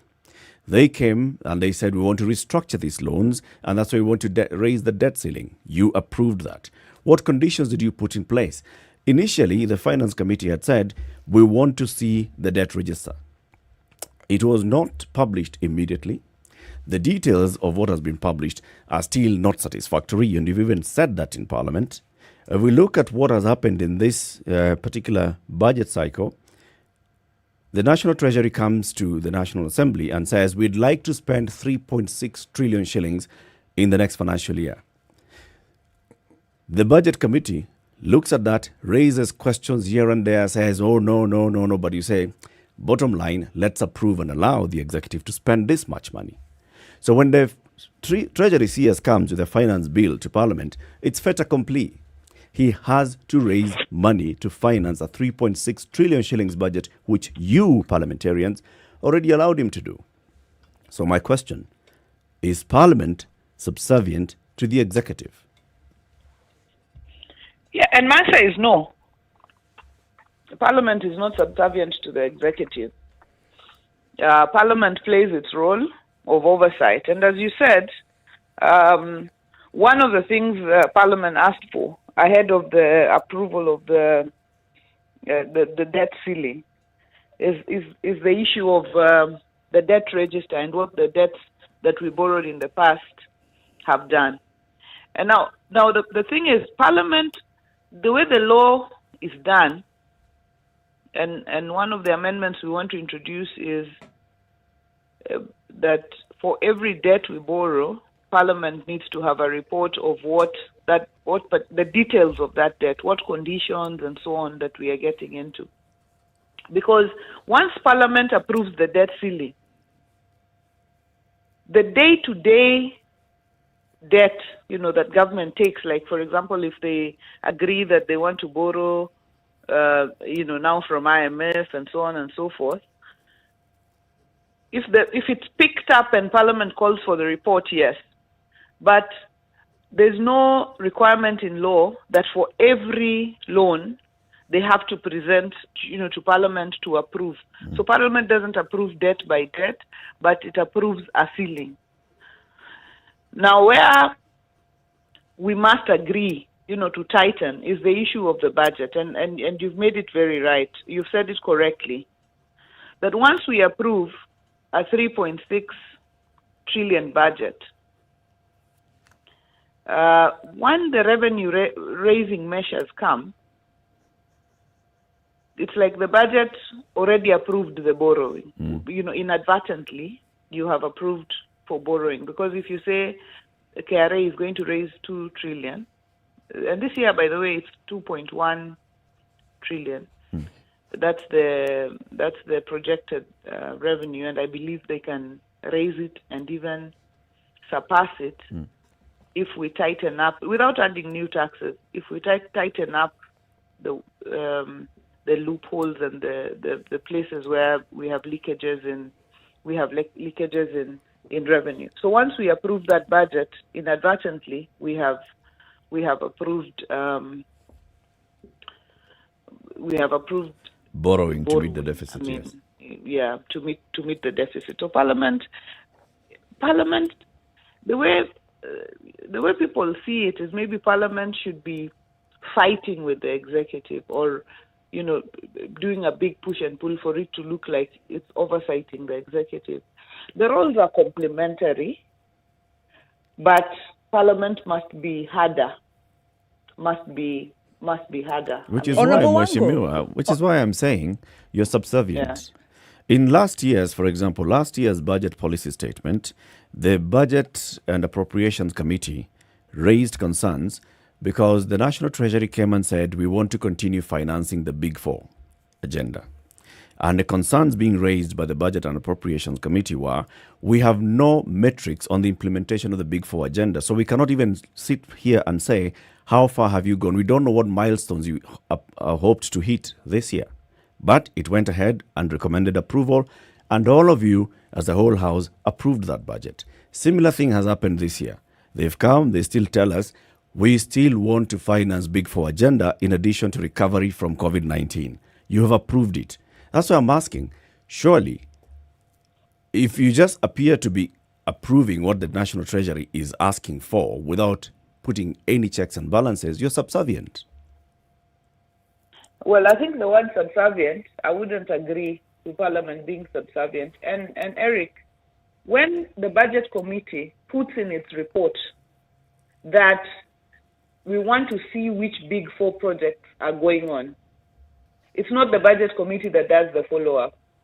Now, the Committee on Health follows up every day on what is the progress on UHC.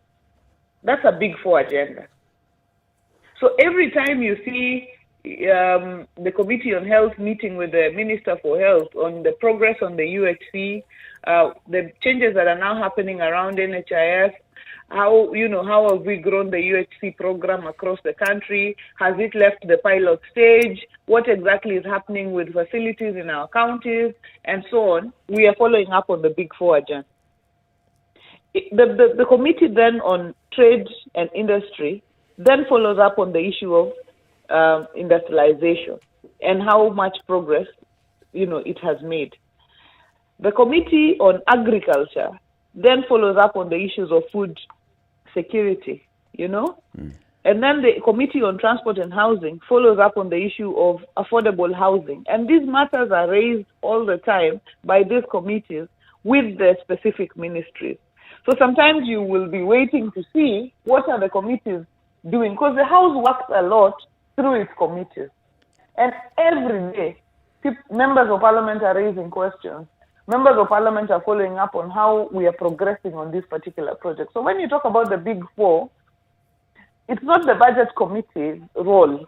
After doing its report and it's adopted by the House with that specific recommendation, it then becomes the role of the other relevant committees to follow through what exactly is happening among the Big Four agenda items. Honorable Wanga, can I jump in there? Because what we're talking about here is the cost of living and the overtaxation of Kenyans. There are too many taxes that have been introduced. And in fact, I think we would all agree, and all Kenyans would agree, that government should have sealed the loopholes rather than imposing new taxes. But the reality is new taxes have been imposed to raise revenue that is possibly beyond what Kenyans can raise. And this is resulting into difficulties for business. And these measures are not working. In fact, the measures have an adverse effect. So the first question that I asked was, are Kenyans overtaxed? Is this a failed policy? Is it the wrong policy? And the second question, because Honorable Millie Odhiambo was here some time back and also said the same thing you said, that oversight doesn't have to be adversarial. And she really made a strong case of why the handshake is going to deliver better for Kenyans. But from where we sit, the handshake has not delivered. First, the opposition cried tyranny of numbers. They were unable to oversee the executive as they procured these expensive loans. Then came the handshake, and Parliament seems to be in exactly the same position, still not able to hold the executive to account. So I agree Parliament isn't subservient, but definitely it's co-opted, fully co-opted by the executive at the expense of Kenyans, because whether it's the debt ceiling, whether it's commercial borrowing through the breaching of the debt ratio, whether it's approving the deficit, whether it's asking every year for the list of projects, details of the projects, and not getting them, and then complaining and continuing to approve the Treasury's demands, whether it's not getting reports on the exemptions and incentives. I understand in 2019 we lost 600 billion in exemptions and incentives. And, whether it's the contracts that we haven't seen, and Parliament has the powers, constitutional powers, to demand any and all of this information, and that is not happening. So from where we sit, Honorable Wanga, parliamentarians are not feeling the pain of Kenyans.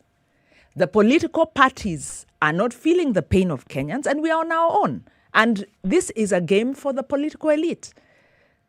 So that is the point we are making, that Parliament has been co-opted at the expense of Kenyans, and Kenyans are overtaxed. What would you say to that, Honorable Wanga? So one, are Kenyans overtaxed? And by the way, if the economy was booming right now, and Kenyans had money in their pockets, they wouldn't mind paying taxes, because tax is an obligation. Kulipa ushuru ni kujitegemea, and I think when Kibaki was in power, he worked very well. People volunteered to pay taxes. People came out, paid a lot of taxes. The Kenyans, many Kenyans, are also hiding away from paying taxes. I mean, if people get an opportunity, and I think bashing the government is fine, but are Kenyans also, especially companies, everybody, people are doing tax planning. People are evading taxes. People are our own culture around taxes. Your first reaction is how to evade taxes. Kenyans are colluding with officers. Mheshimiwa, have you ever asked the question why Kenyans collude to evade taxes? Evade tax. And why they paid it under Kibaki? Say that again? Have you asked why it is Kenyans collude to evade taxes, and as Wanjiro added, why it is they accepted to pay during the Kibaki regime? And you see, during the Kibaki regime, when Kenyans were told kulipa ushuru ni kujitegemea, and then they saw, infrastructure going on and so forth, Kenyans were more willing to pay taxes. When Kenyans don't see services directly, and when economic times are very hard, Kenyans evade. But then, that aside, the people who are working on evading taxes are also very, not your regular Kenyan, big businesses and so on and so forth. People are, avoiding tax and so on. And tax avoidance is not necessarily legal, but it's immoral. And people are working day in, day out to do that. And that we must also reflect. We must also talk to the people. We must also say, people, the first reaction of not just Kenyans, but citizens all over is to see the best way to avoid tax. Mheshimiwa, what you're saying is true, but if I may use a Swahili word, the discussion here is about the Kenyans ambao ni wanyonge, wasiojiweza haswa. And the job that you do in Parliament and the jobs that you and your colleagues do is primarily to look after Kenyans in general, but specifically to ensure that the lives of those who are not able to do so that well is actually protected. And we are saying they are not protected. That's really what we are saying. And if they are not protected, even if we have this discussion back and forth about oversight and how oversight is working, and yet the common mwananchi is not just feeling the burden, they are going hungry, they do not know what to do tomorrow, then you will agree with me when I say that these things are inconsequential, because their lives are not getting better, they're getting worse. So how then can you explain to the mwananchi that the work that Parliament is supposed to do is actually getting done and their lives aren't improving? And that's why I was making that earlier point. And it's not about the Wananchi Wanyonga. I was saying that the people who are supposed to cover because the big taxpayers, if they avoid, the burden is heavier for the lesser Kenyans. And I just wanted to make that point so that even the Kenyans, the big companies, and so on, that are supposed to pay taxes proper, move away from this habit of tax avoidance. But we're not just appealing to that. We are also working with KRA to tighten up, because so that they can seal all the loopholes for tax avoidance. But coming back to Parliament's role, let me come back to this year's finance bill, for example. Not too many new taxes were introduced, but there were a lot of exemptions given on medicaments, on issues related to treatment for COVID. And when that happens, when we exempt medical equipment, medicines, and so on, that helps in terms of cushioning the common mwananchi. By and large, let's look at our tax policy. Let's look at how best money in the pocket of Kenyans. How best can Kenyans, how do we spur our economy in a way that Kenyans can have money in their pocket? When Kenyans have money in their pocket, paying taxes will not be, they'll be happy to pay taxes. Mheshimiwa, can I just ask, and I agree with you, the 2021 Finance Act didn't introduce many new taxes, it introduced some. And at the end of the day, what you're saying is we want to get money into the pockets of Kenyans. And you're saying that if economic times were not as hard, we'd have more taxation. But the point we are making is that the taxation is what is making the economic times hard, because the downturn in revenue started in 2016. It didn't start with COVID. So the fall of revenue with respect to the GDP, the economic growth, started as far back as 2016 when debt repayments began to kick in. And so the new taxes also started to kick in. So what we are saying is that the downturn of business is not just COVID, it is because of overtaxation. And in fact, in Kibaki's time, they released many of the taxes. And yes, they got increased compliance, but they did not overtax. They did not, well, they actually had also the monetary policy, the exchange rate policy was not a controlled exchange rate policy like this government. So is this government not implementing the wrong, could it be the policy is all wrong, Honorable Wanga, and the efforts you're making are making the situation worse? The remedy actually is aggravating the illness. So I think that is one of the reasons why there is a new tax policy being put together. Because there have been so many changes in the course of time, and have they produced results? As we do the new tax policy right now, and I hope that the civil society and everyone can engage with the process of the new tax policy so that we can see which taxes have worked in promoting business, which ones have completely killed innovation, for example, which ones have reduced, investment in the country,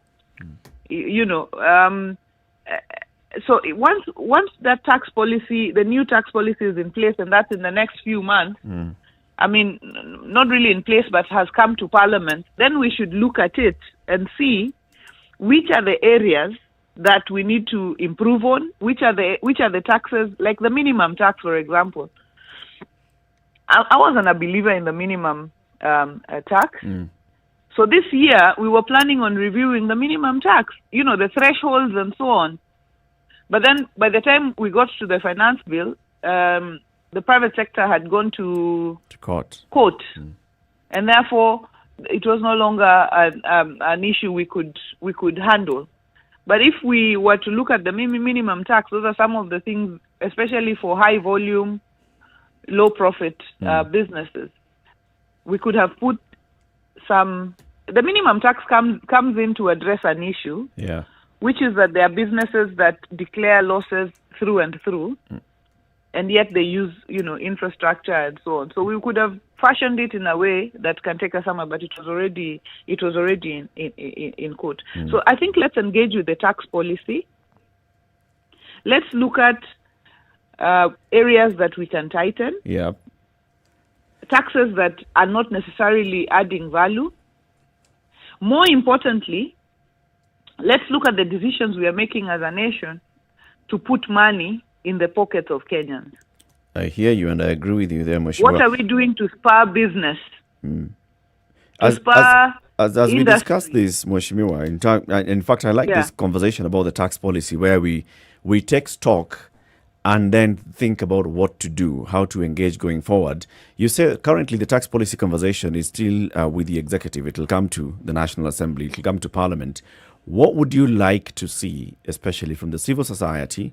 What would you like to see from the public when this conversation comes to the National Assembly, when you're engaging with the public on this tax policy? What would you like us to come with? And I'd already, I've mentioned this to Wanjiru sometime. We want to engage more. We don't want to engage just on radio or on TV or where. We want, when the conversation begins, let's be there. Wanjiru mentioned the issue of tax expenditure, that we had 600 billion. We are losing 600 billion. So can we talk about tax expenditure, which is tax exemption? Because right now we have a tax expenditure of 600 billion. That is exemptions that we are giving to industries, for various purposes, to attract investment. So I think one of the conversations we must have is, do we need this tax expenditure? Do we need these exemptions? Or do we remove all the exemptions so that everyone pays their taxes, and then government uses the money to for purposes of now, investing in Kenyans. So that's a question that I'd like the civil society and people to come. Let's discuss this issue of tax expenditure, the 600B. Honorable, because when you start removing exemptions and the zero rated and so on, manufacturers, other people also come to you. The private sector, they come. They say, if you remove this one from the exempt list, we are not going to have this. We are not going to have that. We are not going to have investment, and so on and so forth. So we have that discussion? Thank you very much. We have discussions around our tax brackets. Are they working? Well, actually, let me tell you something, Honorable Wanga. Are they working? Wanjiru Gekonyo is part of the Okoa Kenya coalition that's looking at all these things on taxation, on debt, on Okoa Uchumi. We will put her to task with the civil society on what exactly are they doing, preparing to have those conversations so that the conversations can then be meaningful going forward. We want to thank you very much for joining us this morning. Honorable Gladys Wanga, MP for Homa Bay County. Yeah, imagine. Time flies when you're having fun. When you come into Parliament, when you come into the studio next time, we'll have you for 2 hours. And tea. And there'll be too hot. There'll be proper breakfast served here, and you'll have a very good time. Don't hold your breath. I don't think so. Now that already Muga says vegetables are not to be roasted. Bas. I take it, Mheshimiwa, you like roasted vegetables. And pineapples are not vegetables. Indio. And that potatoes aren't vegetables either. What you grow in Homa Bay, pineapples, ngwashes, those are not vegetables. Those ones we can roast. Asante sana. Have a lovely day, Mheshimiwa.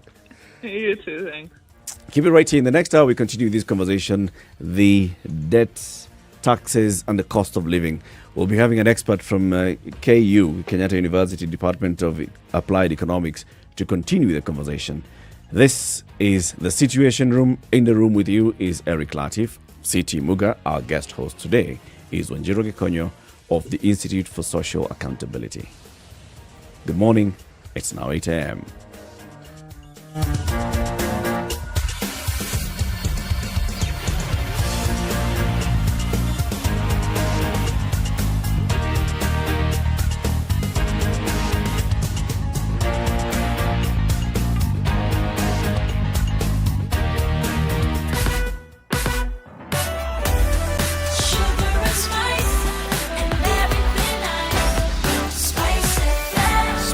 your life.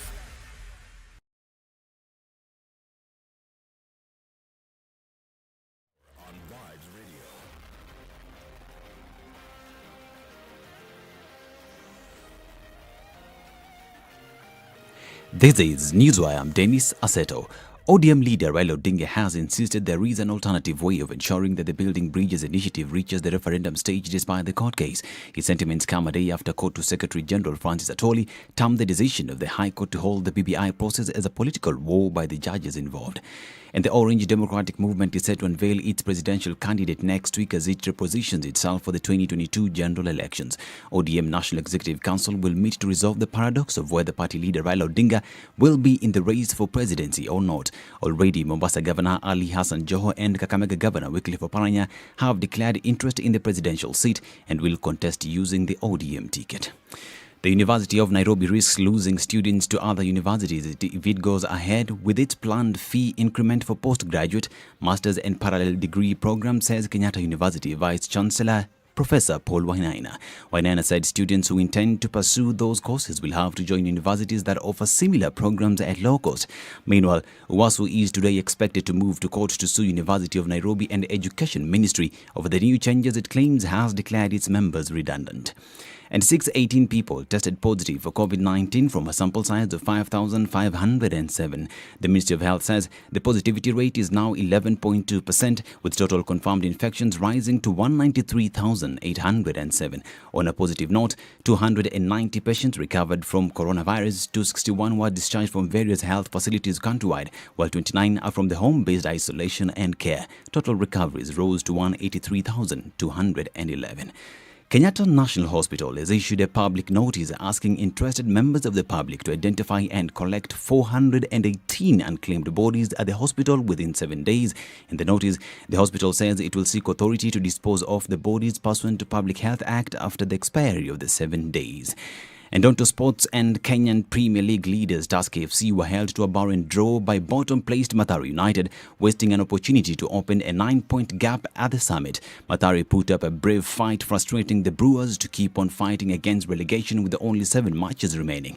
Despite the good performance, Mathare are still bottom on 15 points from 25 matches, while Tusker moved to 55 points, 7 ahead of second-placed KCB, who face Ulinzi Stars today at the Thika Stadium. This is Newswire. I'm Dennis Aseto.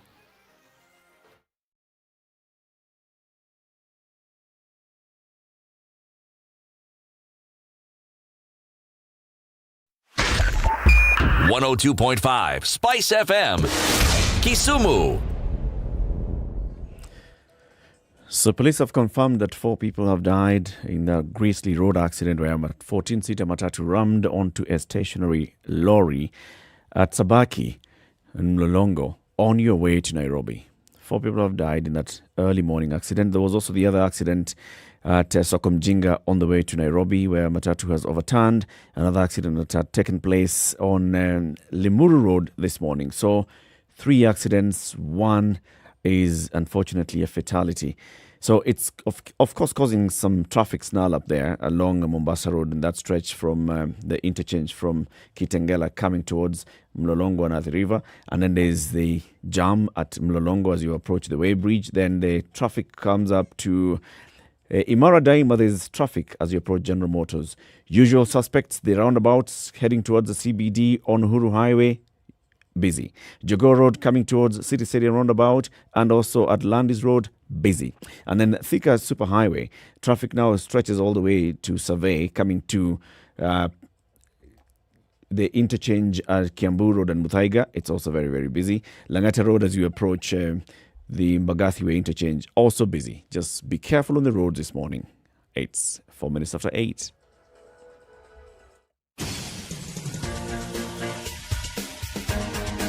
This is The Situation Room, the home of hard-hitting political commentary and penetrating insights about the state of the nation. This is a talk radio experience like no other. The Situation Room, a place for hard truths, debates, and elevated conversations. The Situation Room, witty, political, engaging, deep, controversial. In the room, we have C.T. Muga, researcher, academic, seasoned political observer, a fountain of wisdom in these politically uncertain times. Ndu Oko, Nigerian by birth, Kenyan by choice, communications expert, Pan-Africanist, a truth seeker and believer in people power, and Eric Latif, agent provocateur, the man in the chair, seasoned journalist, news hound, a man who believes in punching up, not down. This is the Situation Room, the only way to start your day. It's 5 minutes after 8. Kenya's biggest conversation gets into the third hour on this 21st day of July 2021. In the room with you this morning is Eric Latif, CT Muga, our guest host, Wanjiru Gekonyo, the Executive Director of the Institute for Social Accountability. CT, let's begin the hour with the day's proverb.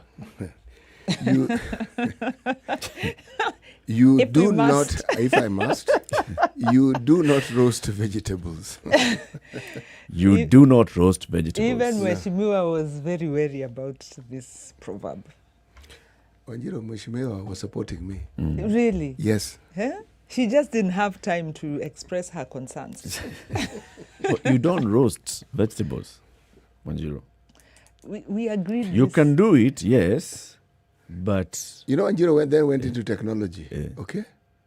There's this equipment which if you turn right and then left and then you put something on the overpass, No. it just My roasts the most vegetable significant statement. quietly. And then she threw in potatoes, then she threw in carrots. Then I threw in obsolete and finished the conversation. Waste of time. That is where I am.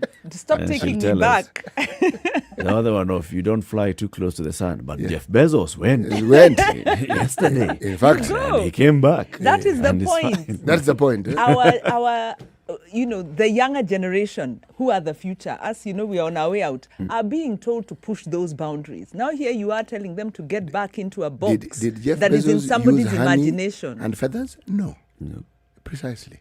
So when you talk about roasting potatoes, the reference...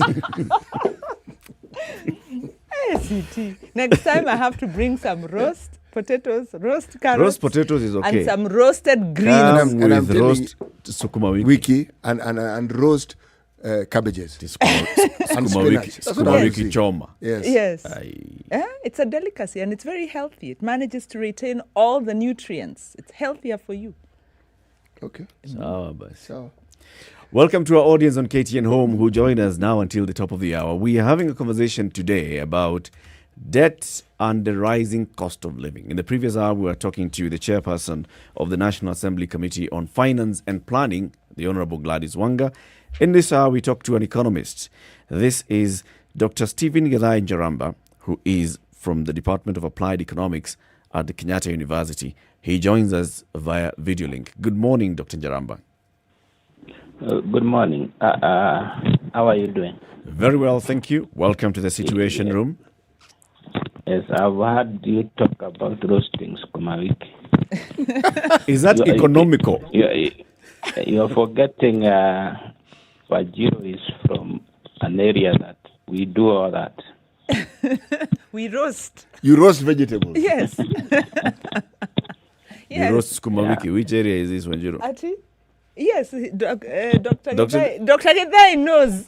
I mean, Dr. Njaramba knows. And you roast cabbages. He knows that you can roast vegetables, that this proverb of yours is obsolete and it's just occupying our space, preventing the area us you from come from, discussing I know you important drown vegetables. They also drown meat. We have two main extremes. We can cook with a lot of water, and also we have a position we cook without any water. We roast, like roast ngwashe. It's the best thing. Okay. Okay, fine. Thank you for that for insight. the support. You see, two against. Now we are even. Now we are even. Stop the rigging. Public participation is expanding, bringing more stakeholders. It is now working. It's Before now working. it was not working.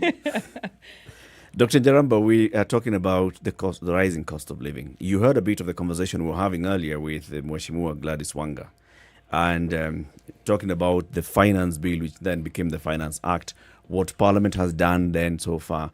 But the issue of the pinch that's being felt by the ordinary mwananchi in terms of just eking out a living, and then knowing that they need to contribute taxes so that we can finance a government that is intent on spending 3.6 trillion shillings, part of it repaying some money that we borrowed, part of it continuing the development programs. It's heavy on the Mwananchi. Do you agree? Yes, I truly agree. The tax is quite heavy on the citizens. And based on the fact that, again, they don't have enough income to support that, I agree, it's quite heavy. In fact, one of the questions we asked Mheshimiwa was, is Kenya pursuing the right fiscal policy? Because it appears not to be working. The revenue-raising measures appear to be having the unintended effect of actually depressing tax collection. So are we on the right policy? And if not, what policy should we be pursuing? Now, Wajiro, you know that any functioning of public, and I base that once we talk about public sector, it's founded on some basic principles. One, what is the importance of taxes? Why should the government tax its citizens? So taxes, in most of the time, is not meant to raise revenue. Fine, it does that, but it's not the main focus. Once we talk about taxes from the base, why they came up and to the position we are, one principle we must actually understand is that the government should not compete with the public when it comes to consumption. Because the moment now you tax more than what they remain with for purposes of expenditure, then you generally are competing. But the reason why government taxes the nation is mainly to perform three functions. One of them is to do what we call allocation. Two is to bring stabilization. And of course, the third one is to cause distribution, a redistribution of resources in the economy. I think we have over-concentrated on the first one, that there are functions or there are what we may call public good that the public itself in form of market cannot provide. And therefore the government is called upon to provide and therefore taxes the nation in order to provide. And these are goods like public roads. There are also goods that we call necessary good, and probably the government would not want them to the spot market, like hospital, like education, and of course some transfer payment to some member of the society who are disadvantaged. So in that case, I think the purposes of taxing the public in order to therefore spend has been relied upon.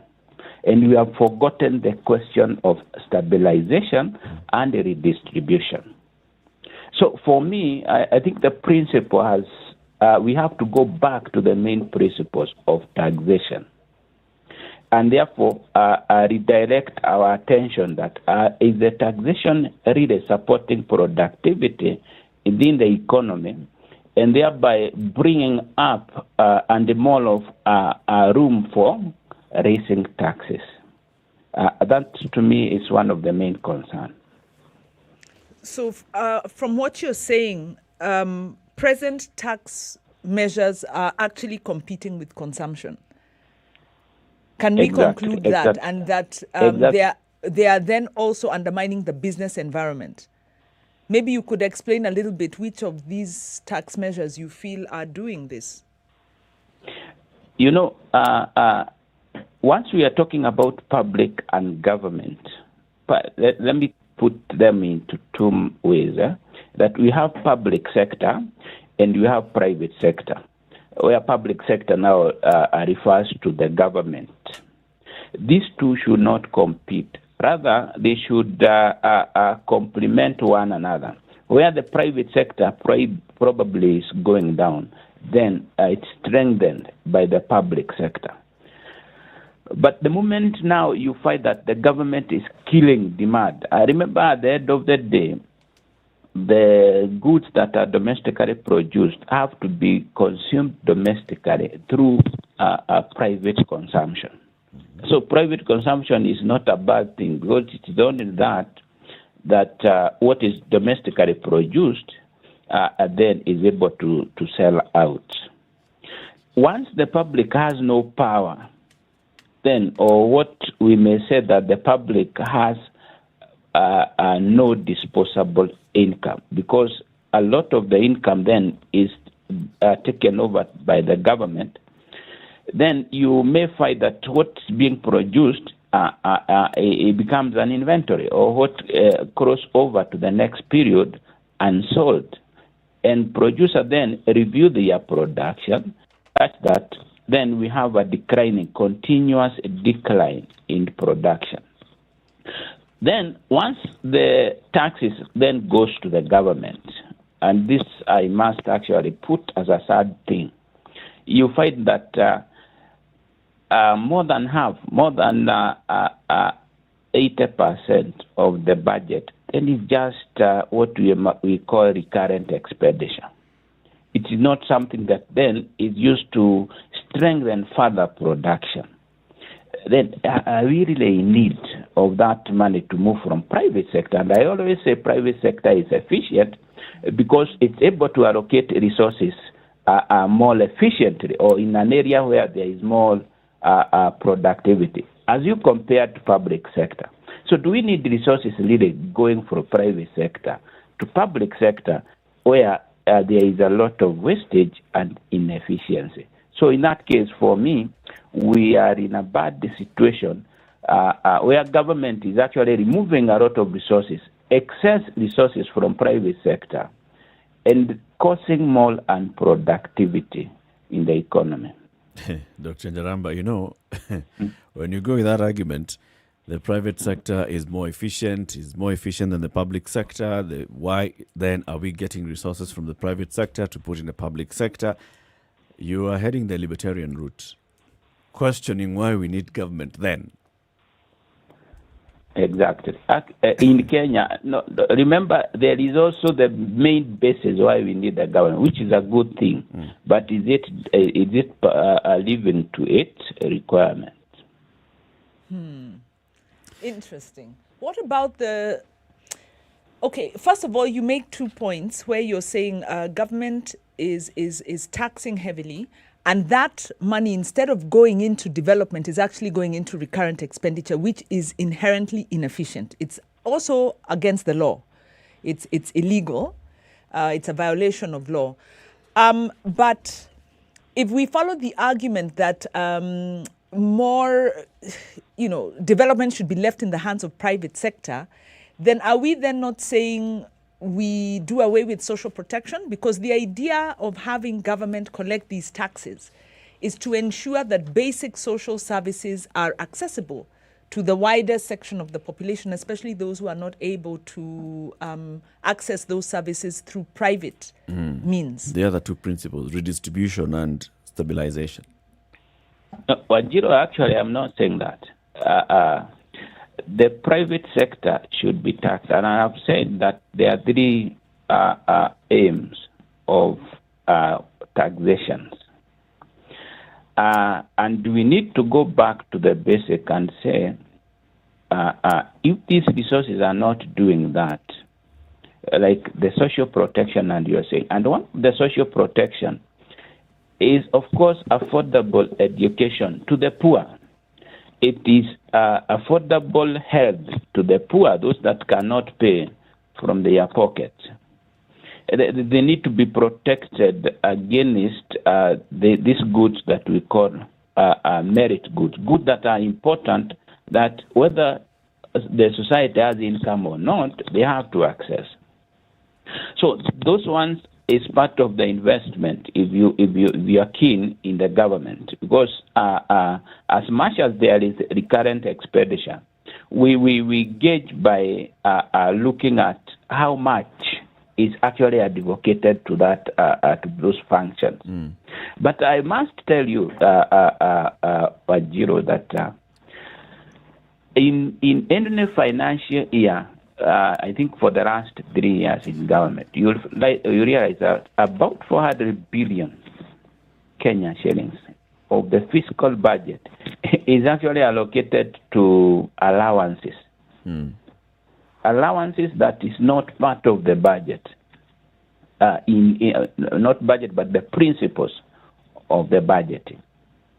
So now, under that, I say this money, why should it be withdrawn from the public, whereby probably if we are talking about interest that was taxed and therefore went to be used by the government as allowances, this money could have been invested back to the economy and produced more employment. I'm talking about a situation where you withdraw money from the government, from private sector, and take it to members of parliament. I'm happy you had one. And spend almost the entire budget in traveling, in fuel allowances, and in meal allowances, if I may say. And you even wonder, why then are we paying them? What is the purpose of the salary? So those are the area I'm talking about. But for social protection to the poor, of course, supporting business to expand and employ more, that one should be encouraged. And it is one of the purpose we are talking about for taxation. Dr. Jaramba, let me ask you this question. If we do a sum total of all these allowances and all these privileges that we afford certain members of our society, as a factor of, say, our GDP, as a factor of our expenditure, is it an amount that really influences and affects us to the point where we can say it's a major contributor to the problems that we actually have financially? Come again, sorry. All these monies that we pay, the allowances... The 400 billion. Yes. Yes. Okay. Yes. And you're saying it amounts that annually, okay? The question I'm asking is, how significantly does it affect the situation that we're in? This 400 billion, when I know full well that the problems we have is in the trillions. Of course, the trillion is made of the 400 billion as well.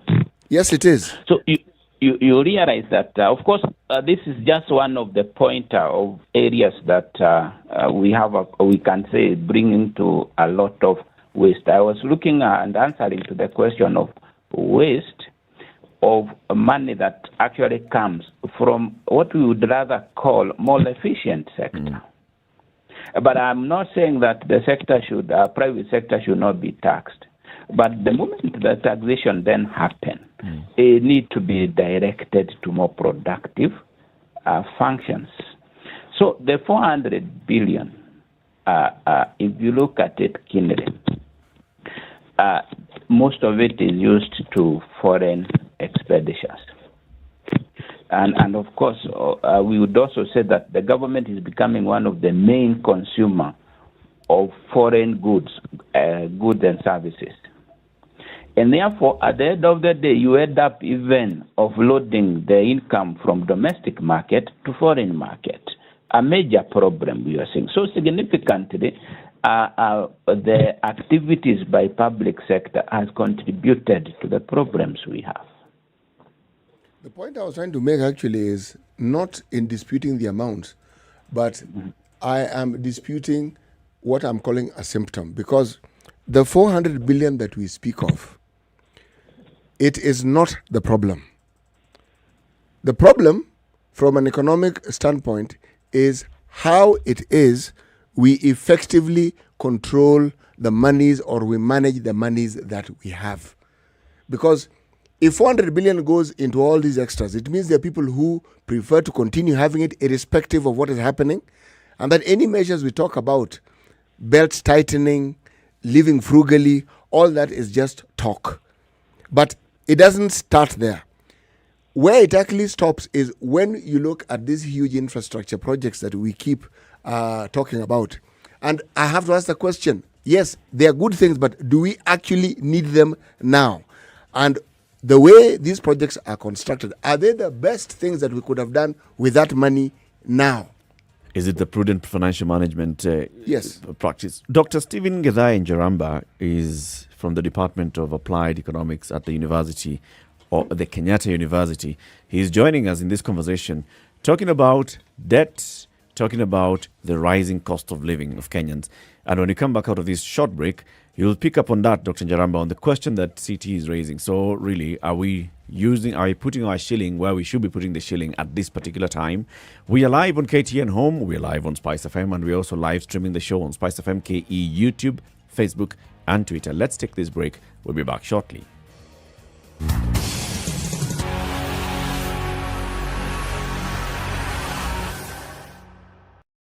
This is the Situation Room, the only way to start your day. Spice up your life. 24/7, around the world, non-stop. This is Spice FM.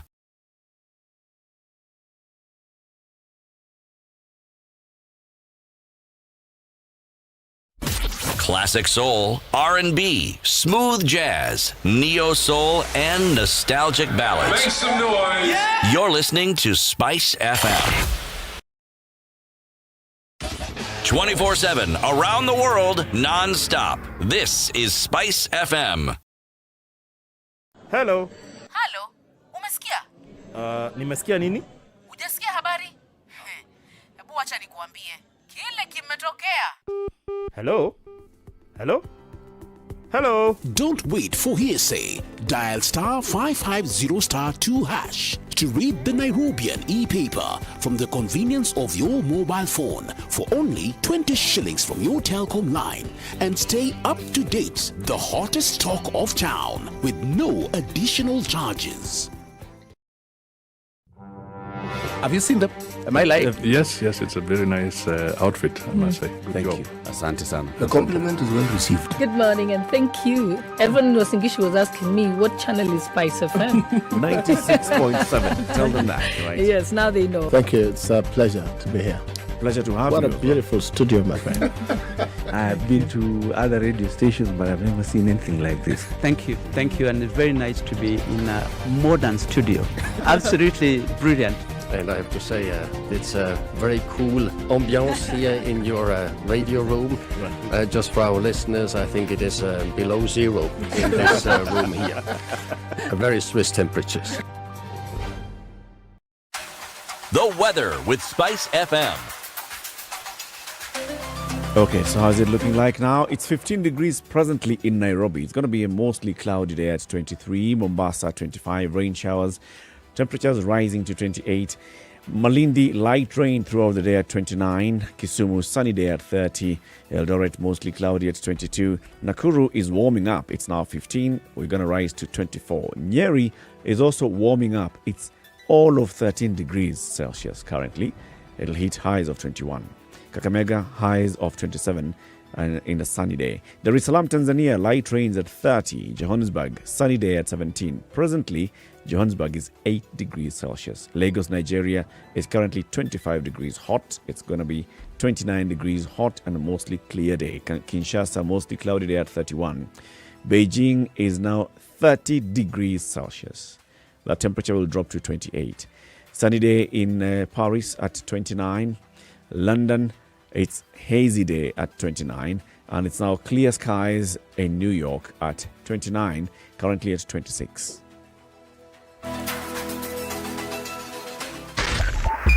Spice FM.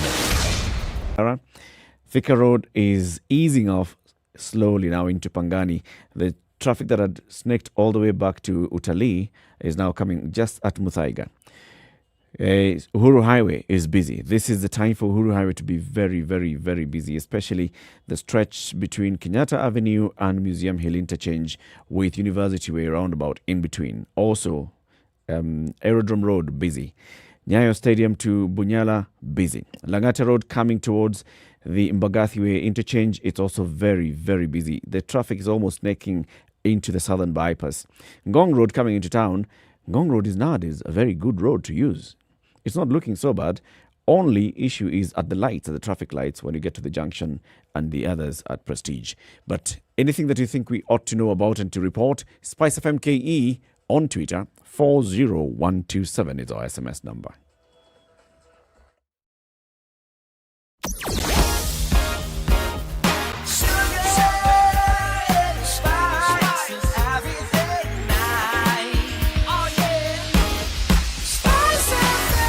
Spice up your life. Mature, intelligent talk every morning. Spice up yourself.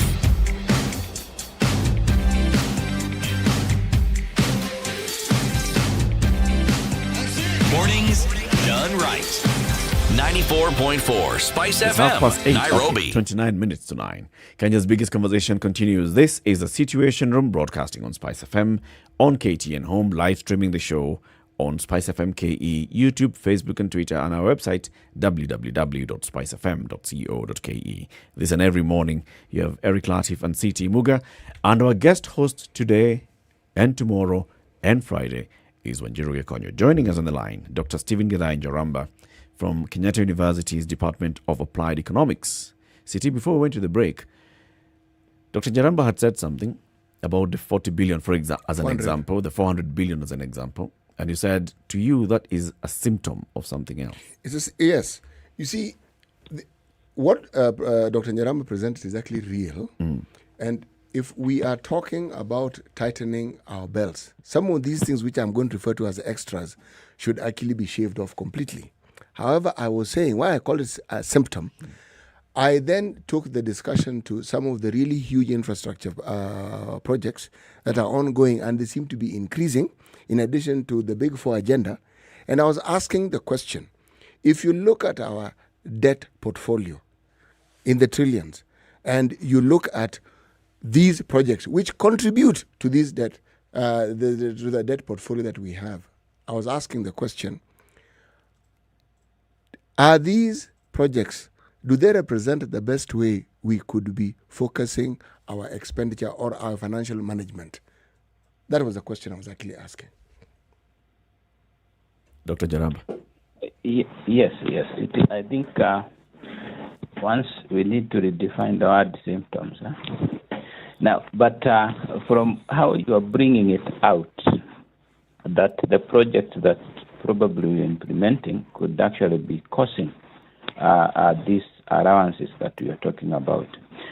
Before I come to that, I'm looking back at the Kibaki's period when he came in and became the president. And I think that time the finance minister, Mwelaria, in Treasury, he did something that that time I was in Treasury, so I'm able to notice some of the effects of the revenue measures that actually made the public to rely not with the new taxes, but with the taxes that were already being raised at that particular time.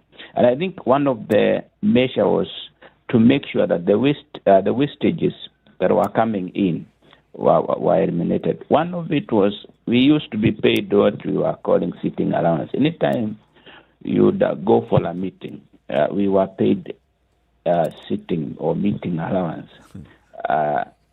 And this used to be a lot of money. And the finance minister just struck that one off, just with a pronouncement that there is no reason why you should be paid, and that's why you already getting your salary for the same purpose. So it was removed. I remember that is the time that procurement officers, all of them were sent packing and requested to reapply because of the wastage that was going through the process.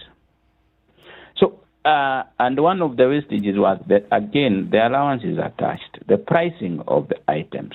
So you realize that a lot of wastage, a lot of loopholes were sealed, and then the money was that was collected in form of taxes were able to be redirected to projects. Now, one thing I would want to say about the project that we are having in Kenya, of course, there is a given law and the procedures that should be followed once we have to put up a project. And that's why public participation has been put in the Constitution. I agree with the city that the number of projects that we are implementing may not have actually gone through the legal procedures of identification and prioritization, such that then they end up being, let me call them emotional projects, populist kind of project. Somebody wake up, I don't want to put big four agendas, but I would want to understand what procedure was followed to come up with the big four agendas, and how different was it from the from the Vision 2030 that was already in place. And I remember again, we also have a question of 522 projects that were in medium-term plan 1 that stalled and were not taken over by medium-term plan 2, with a lot of wastage. So if you look at this, at that in that direction, then I would agree with the city that some of the projects that we are implementing could actually be cause of a lot of wastages that we have experienced. How do we end up there then, Dr. Njaramba? Is it the political side, or is it experts who sit in the National Treasury? Because they're the ones who look at what to finance, what to prioritize. Is it those experts at the National Treasury who are missing the mark, or is it political pressure? Now, I would want to tell you about those experts sitting in Treasury. I was there at one point, and I would say that they have no say. They implement the government of the day agenda, no matter how it comes up. And even if it is wrong, they have to find a way of making it right, because this one is direction. So they have no say.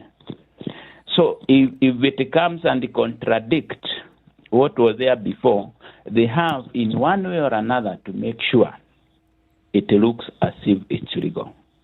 Now, political side on the other way, of course, and I say that I think the political side have really failed Kenyans. And I don't know how we Kenyans are going to make them accountable.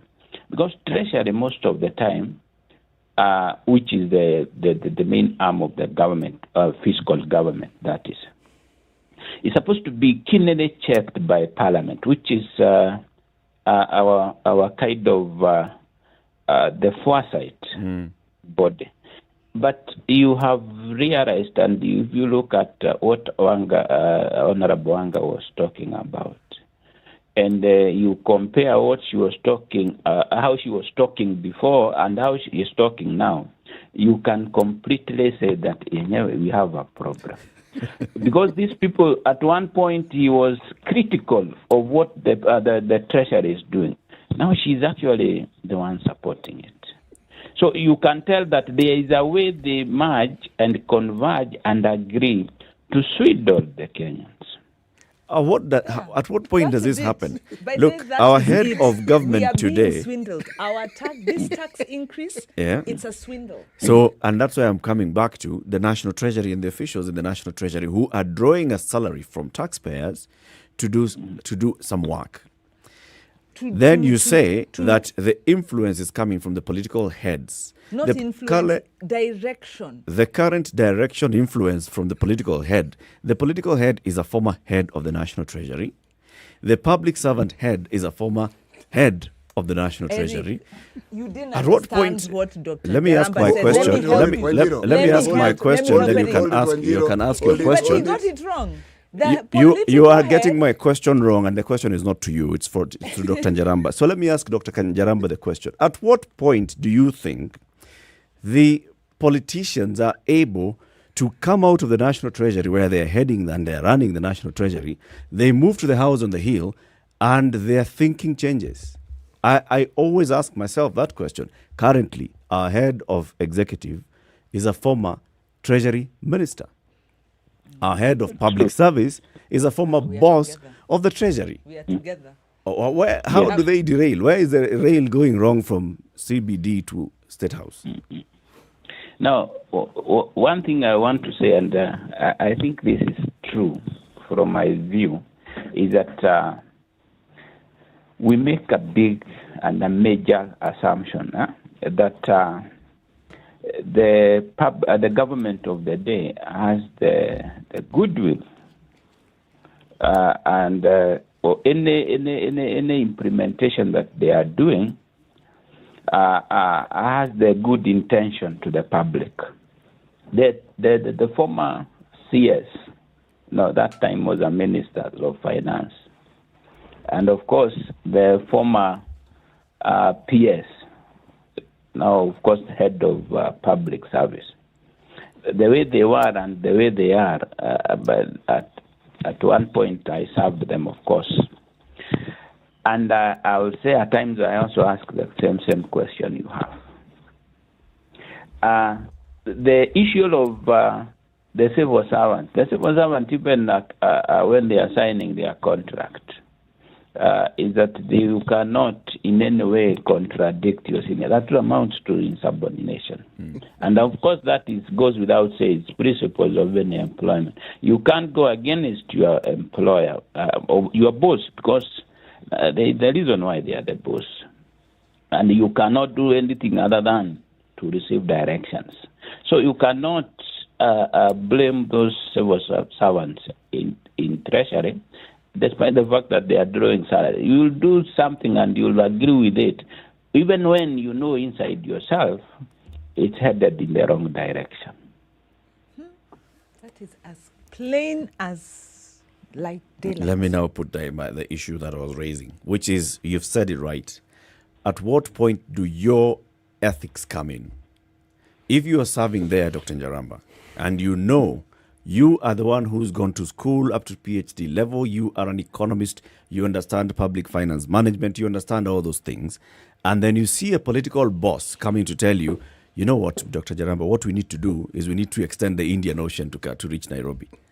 At what point do your ethics come and tell you, I'm not going to take this anymore, I'm quitting, go out there in the public and say, you know what's happening there? Be a whistleblower.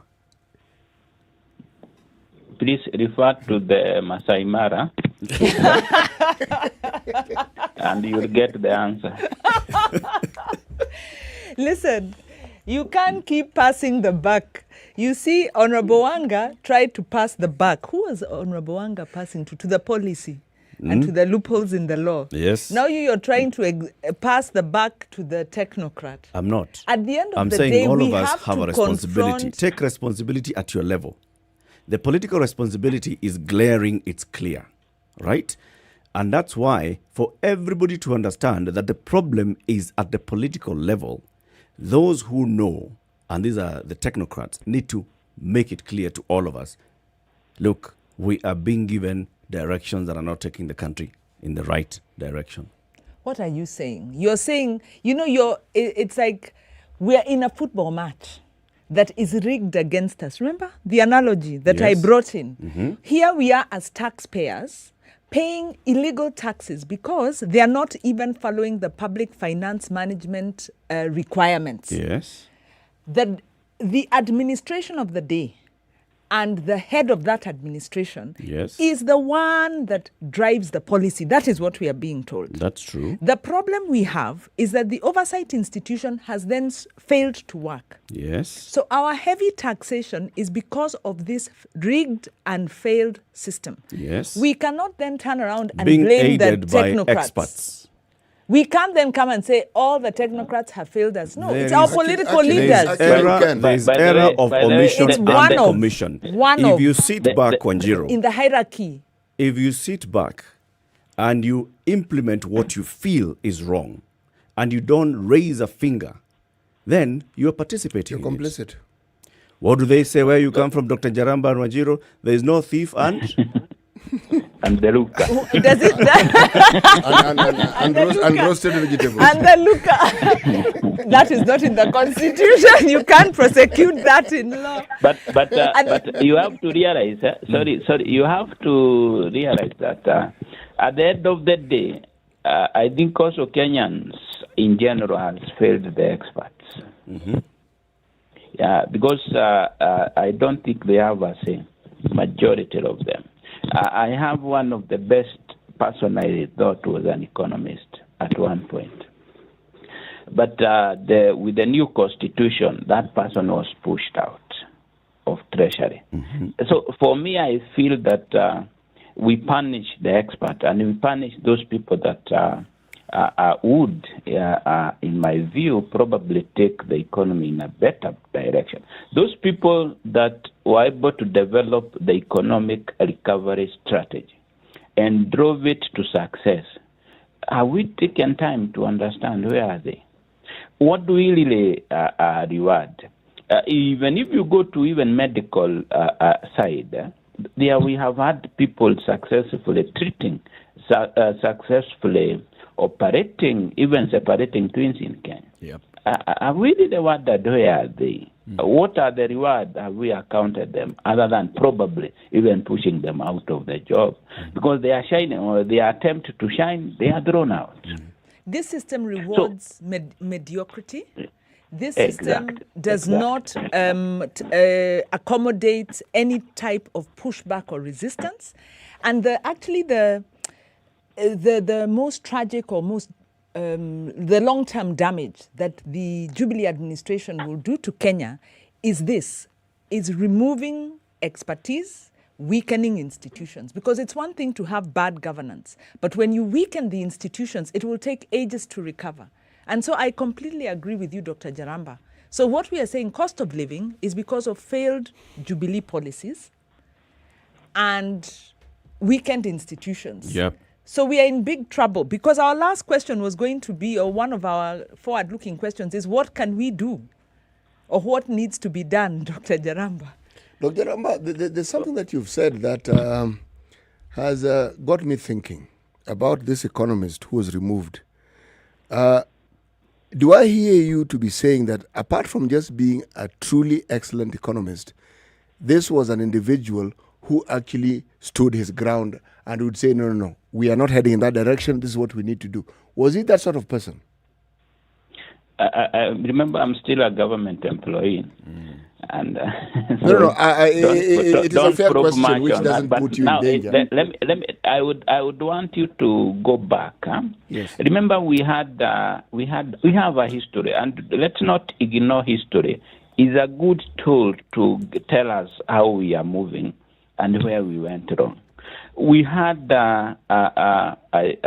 what we were calling Kibaki's government, if I may call it that way.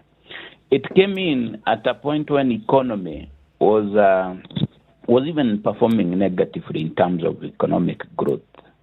And then within a period of 2 years, they were able to reverse that, and to a point that the economy started performing. I think for the first time since my life, I had seen a situation where a graduate from university could get to a job directly from school. For the first time. I think it stopped again. Now, I look back and say, did the president or the cabinet itself manage that? And I realize, no. It is that the experts were given the leeway to guide the economy the way it should be. They were listened. They were given the opportunity to front their growth agenda. It was listened to, it was implemented, and therefore it works. So the work of political system, it is not actually even to guide the economy. I mean, not to give the policies required, but it's to give the opportunity to the experts and the policy makers that ground to think, to develop the growth models, and give the room for implementations. But now we have a system which is already aided by the public, myself and you, to do everything. I don't understand why the parliament is one that make a decision on how to collect the money, make the budget, and go ahead and again implement. what system in the world function like that of Kenya? Then how do they even oversight themselves? Political system is the one that decides how much taxation. That's why you hear Honorable Wanga is here telling us why the country needs to be taxed more. From where? They are not even having income. So in that case, they are there to collude and agree to squeeze further and squeeze dry and have the resources for them to spend. I think that should stop. So to answer our Jiro's question, for me, we need to separate. Let the political side before political decision. Let's have the policy maker making the policy, and let's have the technocrat implementing. I think that's my advice. How do you compare the taxation policy of Kibaki administration, the fiscal policies of Kibaki administration and this administration? The fiscal policy in Kibaki's administration were guided by reasoning, and more so had the right people under the political system. So what we have here, we have a system that is guided by politics. And remember, politicians also have their own interest to maximize on what is coming to them. But we have given them all the room to do that, and therefore they are maximizing their own welfare, not the public welfare. So for the Kibaki system, has used the structure for the right thing. So that's how I compare the two. If you look at how, and I think we have established here, and we've said it many times, politicians have failed us. Those that we've elected to play the oversight role in Parliament, in the Senate, have failed us. And then those that we've given the responsibility to be in charge of the executive are also failing us. And then where do we head from here? And I'd like to say, I think where then we head and how we correct this is by one, empowering the citizens with information. So that when we feel the pinch that we are feeling currently in terms of our cost of living rising, we can directly pinpoint where the rain starts beating us and how we can buy umbrellas to shield ourselves from that rain. And to empower the public, information will need to come from those who have the information. And this is why I'm still getting back to the professionals, through the professional bodies, the professional associations, and then the civil society, those that are engaged and they get to know. How do you give the information to the public so that when we're being told that in the next government, if we elect you, you're going to lift us by the bottom and we shall be looking up, or another one, we shall empower villages and all, we have a way of interrogating that information. This is where ISPAC, for example, the Institute of Certified Public Accountants of Kenya, comes in. They are the experts on economics, on public finance management. The members of this profession are the ones who work in the treasury. They can channel their grievances through ISPAC. And civil society as well. If you get to engage with ISPAC and you get to get the information from the professional bodies, the Law Society of Kenya in terms of how we are structuring our laws and the others. Yeah, the point you're making, it's not really about laws. It's about tax justice and tax accountability. And the fact that Kenyans are really bleeding under a system that's sucking them dry, and we are not pushing back. And the question is, how do we get Kenyans to push back? Because constitutionally, we have the power. The laws give us the power, but in actual fact, we are not exercising that power. So I think I don't know, Dr. Jaramba, what your thoughts on that? How do we get Kenyans to wake up and push back against unfair tax? Yes, Wajiro. In fact, and I agree with the sentiments that all of us are responsible of what we are or where we are.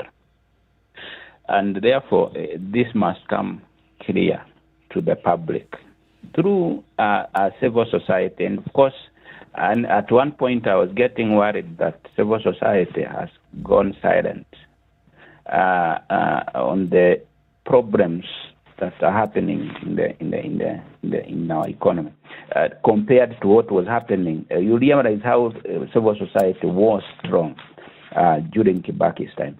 So in this case, then everybody, because at the end of the day, these politicians are the result of what we've been doing. We are the one who elect them. So let it be clear to us that where we are is because of our actions. And then get educated on how to make a better decision. Because the moment we start focusing on the productivity, the moment we stop worshipping individual with money and therefore putting them into the position of power without even questioning the source, so they will actually accumulate more because they believe that what us as Kenyans worship is money, not production. So I think civil society and of course the press has a lot of role to educate us and communicate to us the right thing. And of course the church included. I think also church has contributed and become political as well in worshipping money. I think the main thing is that we no longer worship production. We no longer worship productivity. Rather, we worship money. And by the way, I want to just say this, that money should not be the end of the thing. It should not be the end. It should actually, money is a means. It should be seen as a means to something, not the end. Not the end. Yes. Dr. Stephen Githain Jaramba, Public Policy Specialist from the Department of Applied Economics at Kenyatta University. Thank you very much for joining us today. Thank you so much, and have a good day. Have a good day. So we also want to say have a good day to our audience on KTN Home who've been following us since the top of the hour. But the conversations continue on SpiceFM into the next hour. Would you like to listen in? Well, SpiceFM is on 94.4 in Nairobi. In Mombasa, it's 87.9, 102.5 in Kisumu, Nakuru 96.0, 96.7 in Eldoret, Nyeri 90.9, and Malindi is 97.7. Good morning.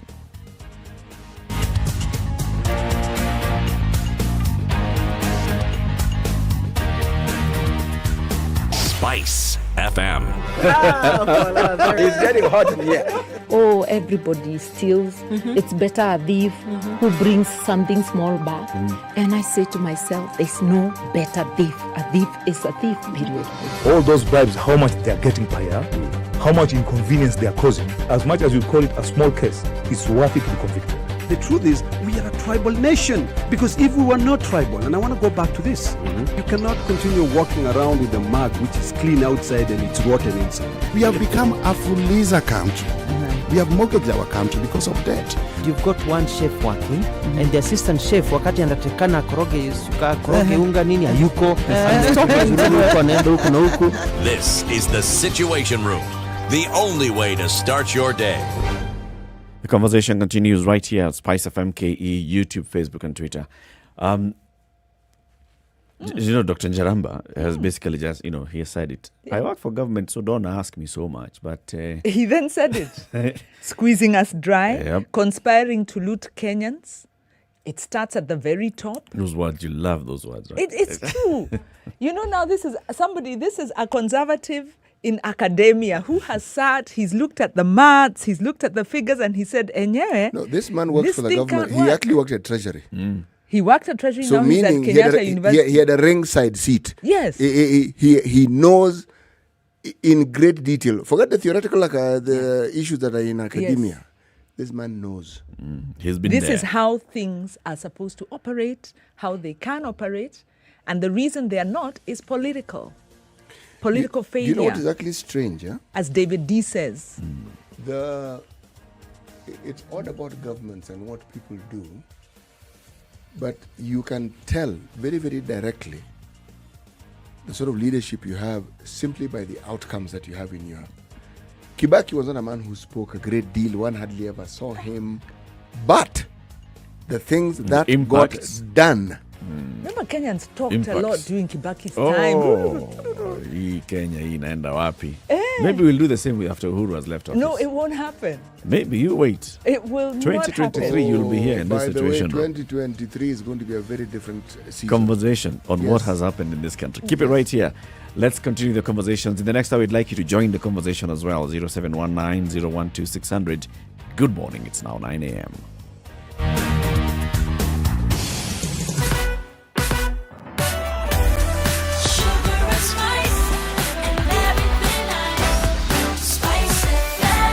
spice up your life.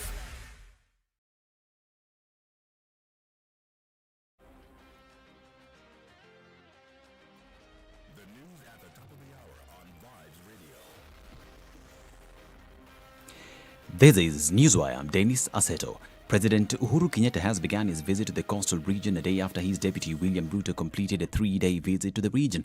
The head of state is expected to visit various places during his week-long tour. He is expected in Lamu County, where he'll review the implementation of development projects, including the LAPSET project. The search for 4 IEBC commissioners is expected to continue today after staying yesterday due to Eid al-Adha celebrations. On Monday, 3 candidates, Professor Michael Lokuruka, Advocate Murshid Abdallah and Naisai Poloshe Tobiko, were interviewed. The interviews are aimed at filling the positions left vacant by former commissioners Conin Katha, Roslina Kombe, Margaret Mwachanya and Paul Kurgat. As of Monday this week, a total of 27 people out of 36 had been interviewed.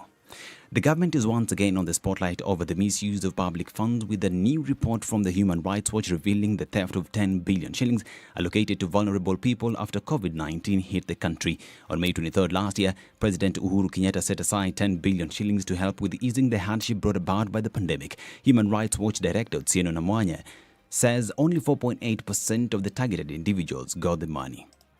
The recipients should have received 35 weekly installments. We found that majority did not get anything. They did not even know that there was a cash transfer program going on. In fact, in some instances, there are indications that some of the money was actually sent to some government officials. The One Kenya Alliance leaders are in talks on who will fly the coalition's flag come 2022 general elections. After a meeting to discuss the coalition strategy moving forward, the coalition said that it's premature to disclose who will be presidential aspirant but that talks were ongoing. No, that question right now is premature, but discussions are ongoing on the future. We'll let you know. The announcement will come. We, Ford Kenya, Wiper, and the Amani National Congress wish to confirm our irreversible commitment to the One Kenya Alliance in partnership with KANU and any other like-minded Kenyans. NASA members say the coalition is in the past and that all that remains is officially ending the partnership. As far as we are concerned, NASA is part of our political history. All that remains is the final process of closure, which includes a pursuit of financial accountability and statement. There are very many members who are seeing the future represented in this formation. And so you'll see many who will come together. So One Kenya Alliance is not just about political parties as they exist right now. The government has 9 days to inform the family of security expert Mwenda Mbijiwe of his whereabouts, else they will protest. Speaking at Mbijiwe's home, where they met to discuss the disappearance of their loved one, family and friends of the expert have demanded to see their loved one dead or alive. Mbijiwe was reported missing on June 12th, and despite his family and led by her sister Tamara Mbijiwe reporting the matter at the Central Police Station here in Nairobi, there has been no reports on his brother's disappearance. This is Newswire. I'm Dennis Aseto.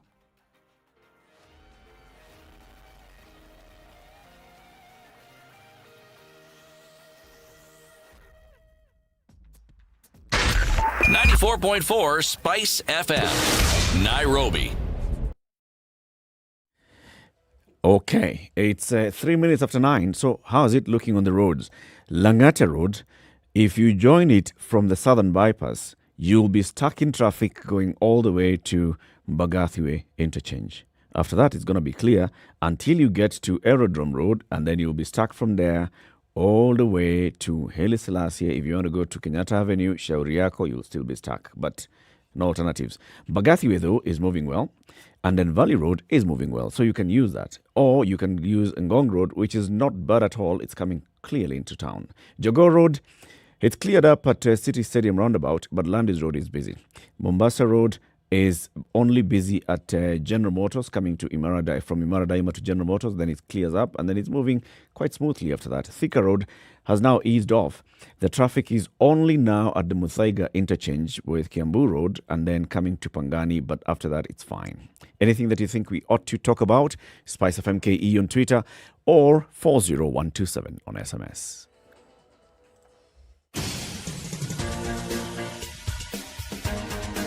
This is The Situation Room, the home of hard-hitting political commentary and penetrating insights about the state of the nation. This is a talk radio experience like no other. The Situation Room. a place for hard truths, debates, and elevated conversations. The Situation Room. Witty, political, engaging, deep, controversial. In the room, we have C.T. Muga, researcher, academic, seasoned political observer, a fountain of wisdom in these politically uncertain times. Ndu Oko, Nigerian by birth, Kenyan by choice, communications expert, Pan-Africanist, a truth seeker and believer in people power, and Eric Latif, agent provocateur, the man in the chair, seasoned journalist, news hound, a man who believes in punching up, not down. This is the Situation Room, the only way to start your day. Oh, this is my mic. I was using Wanjiro's mic. It's 6 minutes after 9. A very good morning to you. Welcome to the final hour of the Situation Room. Eric Latif, C.T. Muga, and Wajiro Gekonyo. C.T., today's cabbage. Oh, sorry. Yes. Today's proverb. Today's carrot. You do not roast vegetables. Sorry to your proverb that it has been so maligned. You know, when you're speaking in the third person, somebody else maligned it. Yes. It's like, somebody else maligned this proverb. And that person is actually not in the studio. Yes. It's as though I was absent in the studio when she was saying what she was saying. I've been here all along. No, see, tomorrow, she's a member of the opposition. Do better. Give us a proverb we can work with. No, don't worry. Not this one. I'm going to give you a truly archaic proverb tomorrow, since you've asked for it. Yeah. Oh, hilarious. You do not roast vegetables. It doesn't make sense. Because where I not come cannot. From. I do all the time. But you do not. You do not. Yes. You should not. And just because, one of the things that I think actually makes sense, it's a balance. If you come from a community where you drown your vegetables successfully, surely you must have an alternative. So you must burn it also. Now you've decided to go so personal, just because the proverb is not up to the mark. No, but it isn't personal. I'm just using How the about ingredients then? How about we edit, just so that we can suit Wanjiro? You do not drown vegetables. I'll look at it this way. As long as you're getting your vegetables and you're getting a good dose of them without chemicals, you're okay. So on that basis, we can tolerate this mediocre proverb. It can pass because vegetables are good for us. Ipite, naishe. Okay. Johanna Omoro says, good morning. I like the conversation that you're having on the government taxes and economic and policies. But do you think we are going anywhere with the Jubilee government policies? That question can actually be answered very simply, no. Because you're asking Jubilee to undo what they have done. That one, in the time we have left before this particular season is over, no. But actually, it's a good question because Jubilee is going to try and convince us that they're doing something. And the IMF fiscal consolidation is saying, look, we are going to fix this problem. But in actual fact, all they're doing is putting, it's called, Band-Aid. Band-Aid is American. We used to call it Elastoplast by the brand name. Elastoplast or plaster. Plaster over the wound. But so the wound is festering, but you've covered it up so that you say, look, we are good. I actually had written this down when we were having this conversation. All these institutions that we're talking about, IMF, World Bank, and other rating agencies around the world, have given us a good bill of health. They basically say that our fundamentals are strong as an economy. You see, they are comparing us with failed states. Okay? And if you compare us, we are swimming. We are excellent. We are in the pink completely. However, you see, talking about recovery, this is what we're saying. Are they able to sort things out? How do you sort things out when you have projects, 500 and going? You started, stalled, money was spent. You know that one is now gone. You start new ones. And many of them, we're not even sure they'll reach the finishing line. But what you don't understand when they say when World Bank says 522 stalled projects, those projects are still being financed. So the reason why you need to, it's not that they're on the books, it's because they're getting allocations. So the question is, where is that money going if those projects are stalled? So either that money is sitting there inactive or it's being diverted. You see, my concern is that what you said is absolutely true. But we have a situation where, this is with reference to the question that was asked. You have all these projects that were started, money spent. The idea was to complete them. They're not completed. That's true. So, recovery would mean you are able to tell us that those projects will be completed and that they will do what they were intended, what they were purposed for. And were we told they were worth about $1 trillion? Yes. Those projects. So it's $1 trillion gone up in smoke. No, that trillion is gone up in smoke, but more trillions are going up in smoke in the name to maintain. Yes, the illusion that something is being done because they're being budgeted for. You see? So when somebody asks, are they going to recover? From what exactly?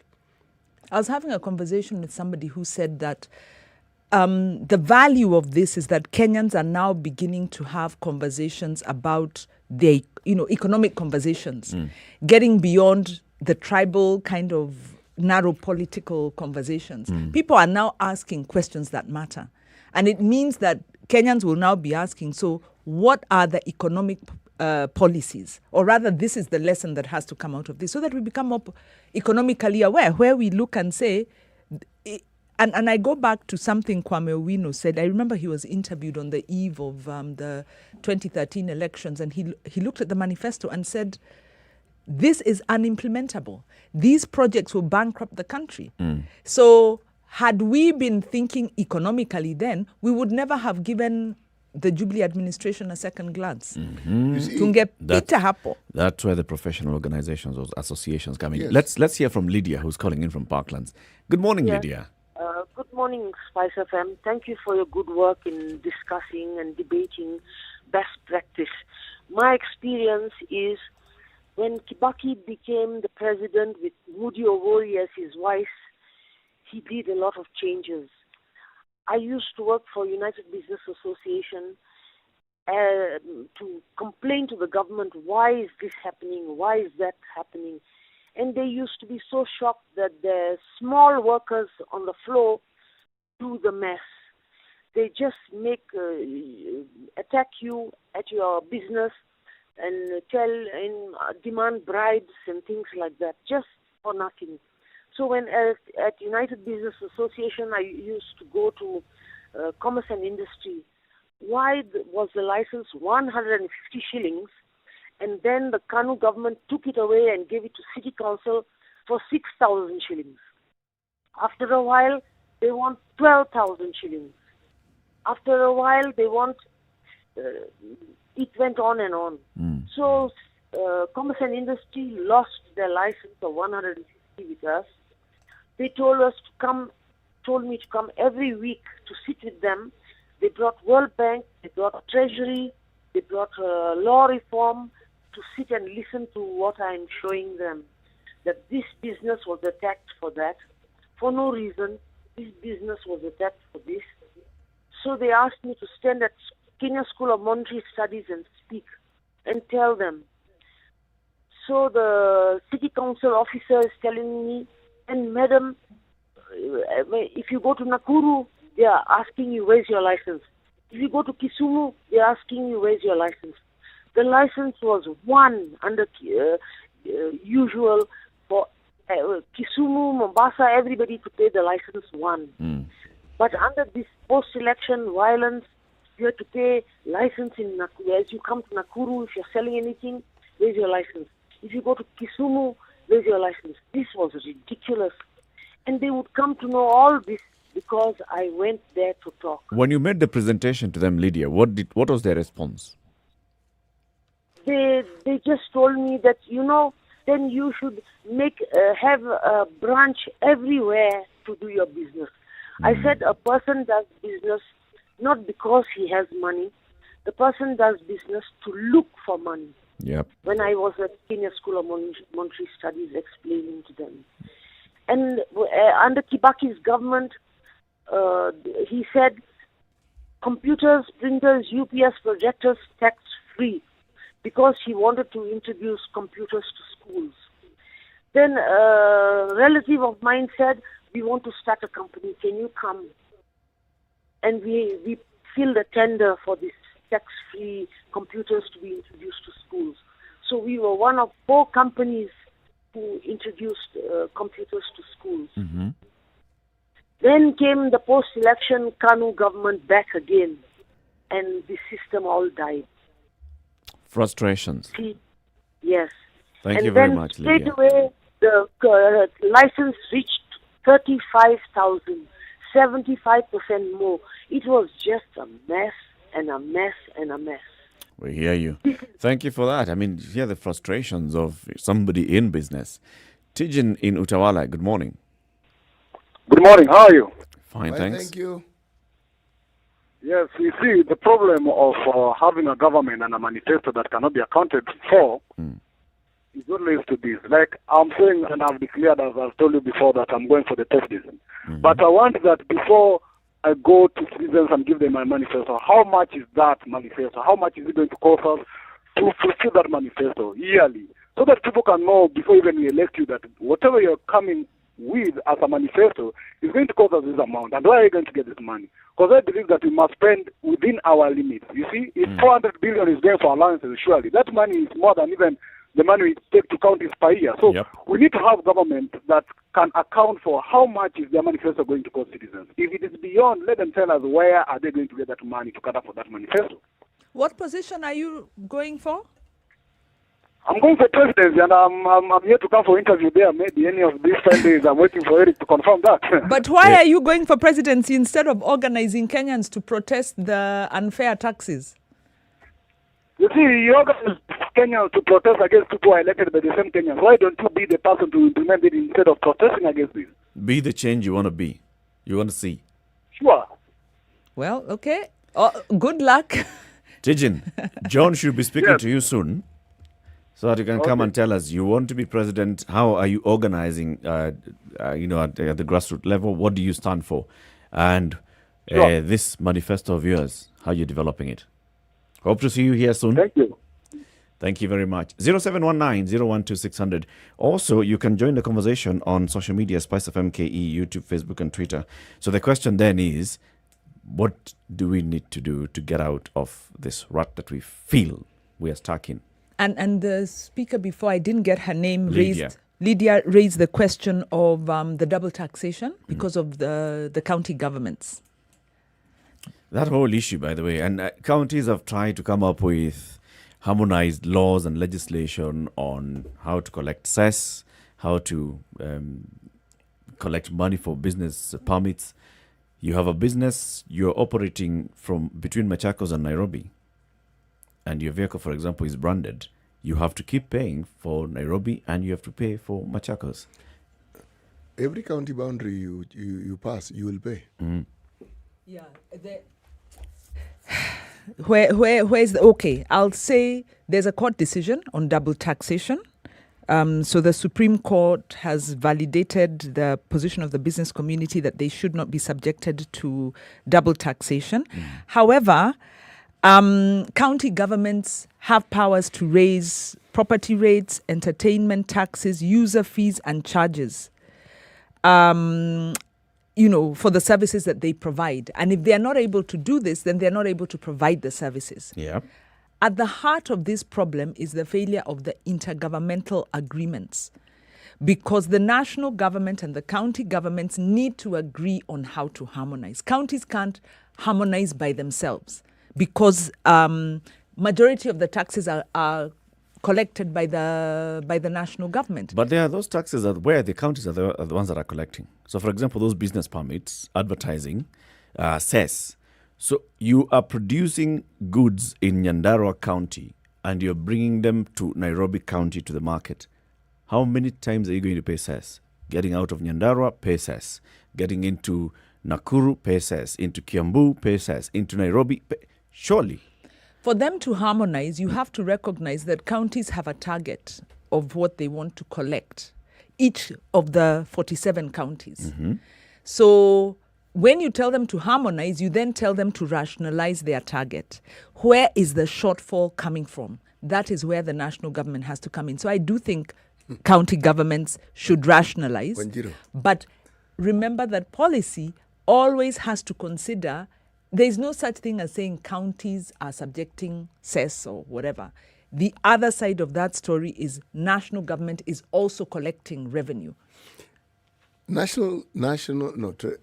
County governments have an issue with revenue collection. And it isn't what we're talking about. It is inherent within the system of a county government. Why am I saying it's inherent? Because there's been all this talk about automating revenue collection and doing all these things, and a lot of counties have given lip service to it, but it's something they don't really want. It's like the building of our roads and the discussion about making them concrete as opposed to the tarmac roads that we have. The tarmac roads are preferred because they offer you variation, meaning you can repair it, keep repairing. Concrete, that thing, it's going to last until you die. Okay? So nobody wants it. In the same way, when you talk about county governments, this issue of cess, it's just one of the revenues that they call one. But the reason why it becomes an issue because it's unfair to people who want to do business across counties. It's unfair to them. I agree with you. Yes. Totally agree. And I totally agree that counties need to streamline. But when we are talking about taxations, we have to look at both levels. Why has it become such a pressing problem at present? You must remember that the actions of the national government will impact the actions of the county government. That's the point I'm making. And I'm sorry, I'll keep taking it back to the failed policies of the Jubilee administration. But the reason I do that is because the Jubilee administration has performed abysmally in terms of their financial and economic policies. Is it possible for us to sort of like blame the two entities equally instead of weighting the blame on the national government more? Because the county governments, they are quite able, and they've proved that they're very capable of doing exactly what we're blaming the national government for. Quite. They do an exemplary job of enhancing corruption, doing the very, very things that we keep blaming the national government for. When you measure county governments, actually the conversation should be measured based on service delivery. It is. But it's the same for the national government. We have a problem. We have a problem of corruption across the board, right? So the problem I have with let me put it differently. The problem I have with the county corruption narrative is it's a narrative that has been spun to demonize devolution. Devolution of power and resources reduces the resources available to the national government, theoretically speaking, if the national government allows those resources to go to the local level. So the narrative that money is being stolen has been spun by the national government. But is it a narrative or is it a reality? So the point I'm making is let us be careful, because we are educators here of the public. When we are talking about counties, not to buy the narrative that counties equals corruption. The difference with county corruption... They don't. No, counties equal service delivery. Counties equal citizen say. And then, that's true. And then there is corruption at both national and county level. And the reason we complain more when it's at county level is because it's closer to us. Yeah, we can feel it. We can see it and we can feel it. We can feel the national government corruption as well. Yeah. When you're talking about cost of living, that's national policy. One is not negating the other. Basically, what we're saying is there is corruption at both levels of government. There is mismanagement of public resource at both levels of government. And then there is responsibility at both levels of government. So, for example, when you're talking about counties enhancing their own source revenue collection, that is a responsibility for the counties. Exactly. If we talk about this harmonization, for example, of inter-county trade, that is a conversation that should be spearheaded by the counties. If counties have come together and formed regional economic blocks, they have understood the power of coming together economically as a block. They have also understood what it means to allow business to thrive in the counties around one another. Then why haven't they proceeded to get to a point where they discuss the harmonization of this revenue collection when it's cross-county, especially among the region, or even spearhead it and say, at this level, this is our responsibility, and then we also need to bring this conversation to the national government. I haven't heard a very spirited fight for this conversation to happen. I agree with you. On that one, I agree with you. They should lead from the front. They should have the vision to do that. Their own source revenues are below par for most counties. So the harmonization will not necessarily negate. It will give them a stronger position to negotiate with the national government. The problem, of course, is counties aren't homogeneous. And I imagine even within the regional blocks, they are not homogeneous. So, and the regional blocks are not yet operational. But yeah, I think I totally agree with you that the future of devolution actually is in the success of the regional blocks. Because as long as national government is frustrating the counties, then the opportunity they have is to work regionally. And then I'll bring in the BBI. And then part of the reason why those regional blocks, for example, are not operational yet is because of the inherent interest of the political leadership of each county. Agreed. None of them wants to allow the other one to see their bedroom or to cede some ground into the bedroom. Whereas they should. Or they just lack the vision. I mean, you've got governors who are fighting court cases for corruption and, so distracted. So you can imagine when you have these kind of poor leadership, because what we are saying is that poor political leadership results in poor service delivery. That is a direct relationship. And that undermines the regional blocks. But the point I was going to make with the BBI is part of the proposals of the BBI policy process was that the 40% of revenue that was going to go to the counties was also going to be accompanied by the formation of regional level governance through policy and legislation. So part of the deception of the BBI is that this vision was not given to Kenyans. That what we are doing is we want to give 40%, but like what South Africa has done is you give, because South Africa gives more than 40%, but then you've got very strong provincial governments that get a lot of that money. And the point I want to make is not just the BBI dishonesty, because that we know, is by failing to show leadership and vision, the governors and the present county governments are actually selling our devolution short. And our devolution project may fail because they are not implementing, because of the I'm glad gaps. you mentioned South Africa with their provinces. But the problem that we are talking about with reference to our counties is the same problem South Africa is facing. Their provinces and the administration therein don't manage their finances as well as one might want. They don't provide the services as well as they are supposed to. In fact, many of those provinces tinker on the verge of bankruptcy because the resources that they have, large as those resources are, have been completely mismanaged. You'd think it's a mirror image of what we see in our own counties here. Yeah, the provinces in South Africa are appointees. Actually, what the BBI wanted was to borrow that because the provincial governments are very much under the ANC influence. They are appointees. They don't have a strong bottom-up representation. The municipals... ANC is there because of that bottom-up approach, because they were elected by the vast majority of people. That's why they have that power. No, the point in law, the appointment of the provincial governments is very much a top-down affair. Unlike the municipals, which is elected. The municipals in South Africa also, unlike the counties here, have a lot more power for raising revenue.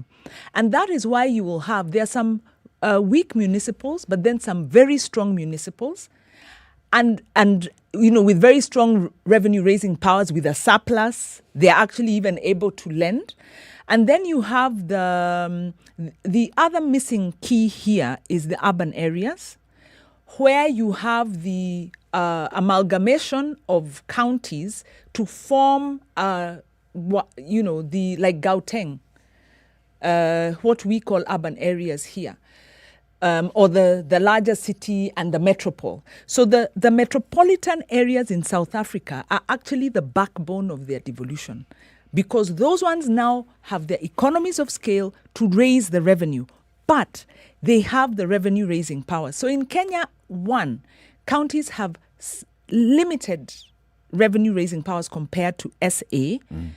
And then we haven't operationalized the urban areas. And then, unfortunately, in Kenya, we come from a centrist thinking. So even our governors are centrists, and we don't have a local governance culture, which they have had in South Africa for longer. So if we were to say our devolution is in the process of being implemented because it's less than 10 years, we would say that we are experiencing teething pains. And our priority now is to safeguard devolution, not to allow the reversals that the Jubilee administration and some of the reversals that the BBI seek, the clawback. That we're trying to do. Let's take a break. 9:30, Kenya's biggest conversation takes a break now. We want you to join the conversation. So we're talking about the cost of living. The cost of living is rising in the country. So what is it that we can do to get ourselves out of the current situation in terms of, so the budget is there, 3.6 trillion shillings. The government is looking to raise that. They've told KRA, raise 2 trillion shillings this year. Can KRA really raise 2 trillion shillings from you and I this year? What do we need to do to make sure that we get out of this rut? Jobs.standardmedia.co.ke. Have you checked it out? Well, there are very many jobs that have been advertised. Kenya Revenue Authority is looking for a manager, transport and logistics. That's KRA. There's an organization called Sheer Logic that's looking for a human resource supervisor and an environmental health and safety supervisor. Ilara Health is looking for medical field sales representatives for Machakos County. Turner and Townsend are looking for senior quantity surveyor and cost manager. Kenya Association of Manufacturers are looking for marketing and business development manager. These and many other jobs on jobs.standardmedia.co.ke. So get in there, check them out. If you don't find a job that's relevant to you, just subscribe. Once a job that is relevant to you is listed, you will get an SMS or an email alert for you to check it out. Good morning. This is the Situation Room, the only way to start your day. Spice up your life. Spice FM. Hey, it's getting hot in here. The media has greatly contributed to the moral rot that we experience in this country. I remember a senior politician telling me, point blank, nobody steals in the field, it's stolen in the granary. So my friend, if you're going to win an election, jipange kwa granary. I think we are suffering from Stockholm Syndrome. Our violator and abuser is also our redeemer in our mind. The whole political class, the whole political institution is rotten. It is based on ideals that cannot progress our country forward. This is the Situation Room, the only way to start your day. The weather with Spice FM. All right, it's now 17 degrees in Nairobi. Expect a mostly cloudy day. Temperatures are going to rise to 23. Well, that's like our room temperature, kawaida. But then later at night, it's going to be 14. How's it looking like in Mombasa? Light rains, currently 26, is going to rise to 28. Malindi, it's now at 28 with rain showers. It will hit 29. Kakamega, 23, sunny day, highs of 27. Kampala, Uganda, light rains and highs of 26. Kisumu, sunny day, highs of 30. Eldoret, mostly cloudy day, highs of 22. Nakuru, cloudy day, highs of 24. Nyeri, light rains at 21. Dar es Salaam, Tanzania, partly sunny, highs of 30. Johannesburg, sunny day at 17. Lagos, Nigeria, sunny day at 29. Mostly cloudy day in Kinshasa at 31. Beijing, rain showers at 28. Sunny day at 30. And it's hazy in London, highs of 29. New York, hazy day as well, highs of 29. 102.5 Spice FM, Kisumu. Are you ready? Okay. Spice FM. Mombasa Road at Imara Daima, it's busy all the way up till you get to the General Motors, and then it eases off. From that point, it's good until you get to South Sea. South Sea to Nyayo Stadium roundabout, it's chock-a-blocked. And then Aerodrome Road, heading towards Bunyala roundabout, it's bad. From there, getting to town, Haile Selassie roundabout is also busy. Langate Road, as you approach T-Mall, and this is the Mbagathi Way Junction, it's very, very busy. But from that point on, Mbagathi Way is looking very clear. And then Valley Road is clear. Kenyatta Avenue is busy, heading towards the CBD. And then Thika Road is now looking very good. Pangani is the only area that has an issue. Museum Hill Interchange coming towards University Way is also busy. Jogoo Road, not so bad. Only Landis Road is crazy. Anything that you think we ought to know about, SpiceFM KE, YouTube, Facebook, Twitter, or 40127, our SMS number.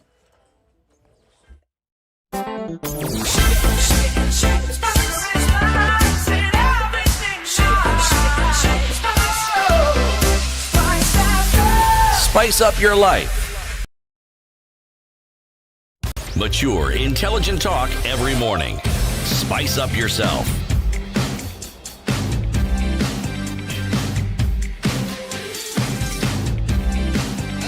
Mornings done right. It's 25 minutes. 94.4. So, some things are pretty obvious already. Fact number one is government is seeking to raise 2 trillion shillings from you and I through tax and other own source revenue measures. And then that means that our cost of living is going up. We have seen excise duty on airtime. Airtime has now actually been classified as among those things that are basic for every person's shopping basket. The shopping basket is becoming more expensive. LPG gone up. So Gladys Wanga, the chair of the Finance Committee in the National Assembly, tells us that, well, the National Treasury had told them, we want to raise the cost of bread. But they said, no, you cannot touch the basics. Don't touch bread. Don't touch boda. Those are basics. Go elsewhere. And so they went elsewhere into airtime. Now, cost of living then becomes high because opportunities are also limited. People have lost their jobs. Others are losing their jobs. Those that were running businesses have not yet recovered. We're in this situation. So how do we get out of it? What do we need to do to get out of it? You know, you have a situation such as the one we're discussing in this country, which history will judge very harshly. But not harshly because it's anything new. It's harsh because very many countries, even the developed countries that we like speaking about, had their periods in their history where they introduced some taxes which proved to be extremely unpopular. Okay? Now, we seem to be following along that same trajectory. And the problem is, we are being overtaxed simply because our government very imprudently got us into debts that we didn't need to get into in the first place. So now, we are paying for the sins of our leaders. And they're still telling us, happily, how all this thing is for our benefit. You know, this one I really need to understand. How exactly is this for my benefit, really? How? It's for the future. I understand the future very well. How? How. It'll be very good for your future. It's a bottom-up approach, isn't it? Okay. We are empowering the villages now. They don't even try to say that. Oh, they They're do. saying that. They're doing it all the time. Who? Talking about the villages. I thought they? they talk about the shiny projects. Who? Government. They say we are investing in we are talking about the future. The government is done. We're talking about the future. Future governments. Oh. It's bottom up and empowering villages. Well, we're living in this reality. And in fact, when Honorable Wanga was speaking, the one thing I kept thinking is, how do you go to Kenyans who are overtaxed, jobless? And she actually started by saying access to food, because it's been shown that households had to scale down their food. Employment is, per household is down. How do you go back and then say we're going to do a policy and your parliament? Really? The problem here isn't even the policy, if you ask me. Exactly.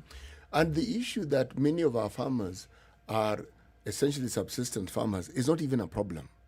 If you look at it carefully, many rural areas, you see, the whole story of farming was predicated on the understanding that young people would participate in that process. They are not. Young people prefer to hang out in town centers and in shopping centers rather than engage in what you call farming activities. That story that we had, which is essentially historical, like my proverb, where you found a situation where it was understood. Young people... You pass it on to the next generation. Yes, and they would be part and parcel of that particular production process. It's no longer quite the case. Because they don't see the benefit. They're not deriving a benefit from it. Yes. If you tell a young person, go and get into this farm and farm cabbage so they can be roasted, so they can be eaten, and the person to buy the cabbage cannot afford to buy the cabbage. I was a bit slow. It took me a bit, Oh, 2 blights. let's go to the phone lines. Amani is on the line. Amani, good morning. Good morning, guys. How are you? Very well. Right. Very well. Taxation. A serious issue. And I think the person who controls the purse, which is the executive here in Kenya, should be denied that purse, and that purse given to Parliament, because they have a greater representation of people than the executive, which basically consists of one elected person, and that is it. And they cannot possibly be the ones to control what happens to the money is raised by the millions of Kenyans, because the representation is just not there. It's just one. I'm lost. So it needs to... Yeah, actually, in actual fact, Parliament controls the purse. Under our new constitution, the Treasury prepares proposals to Parliament.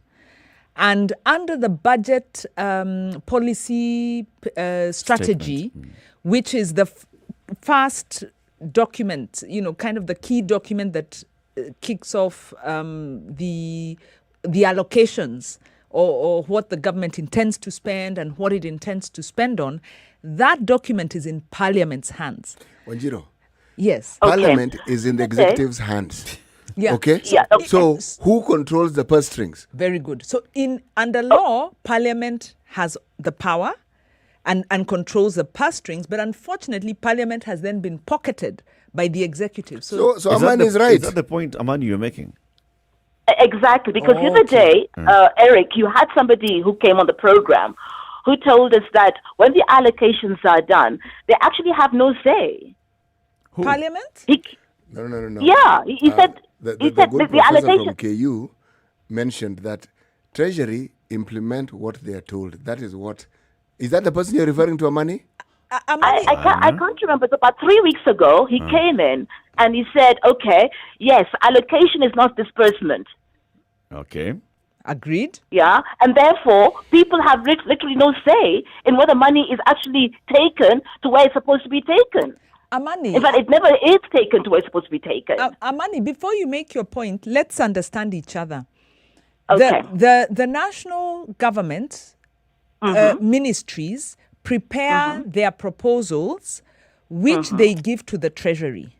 The Treasury then prepares the budget policy statement, right? Because every August, the Treasury issues a circular kicking off the budget process and telling ministries, tell us what you need.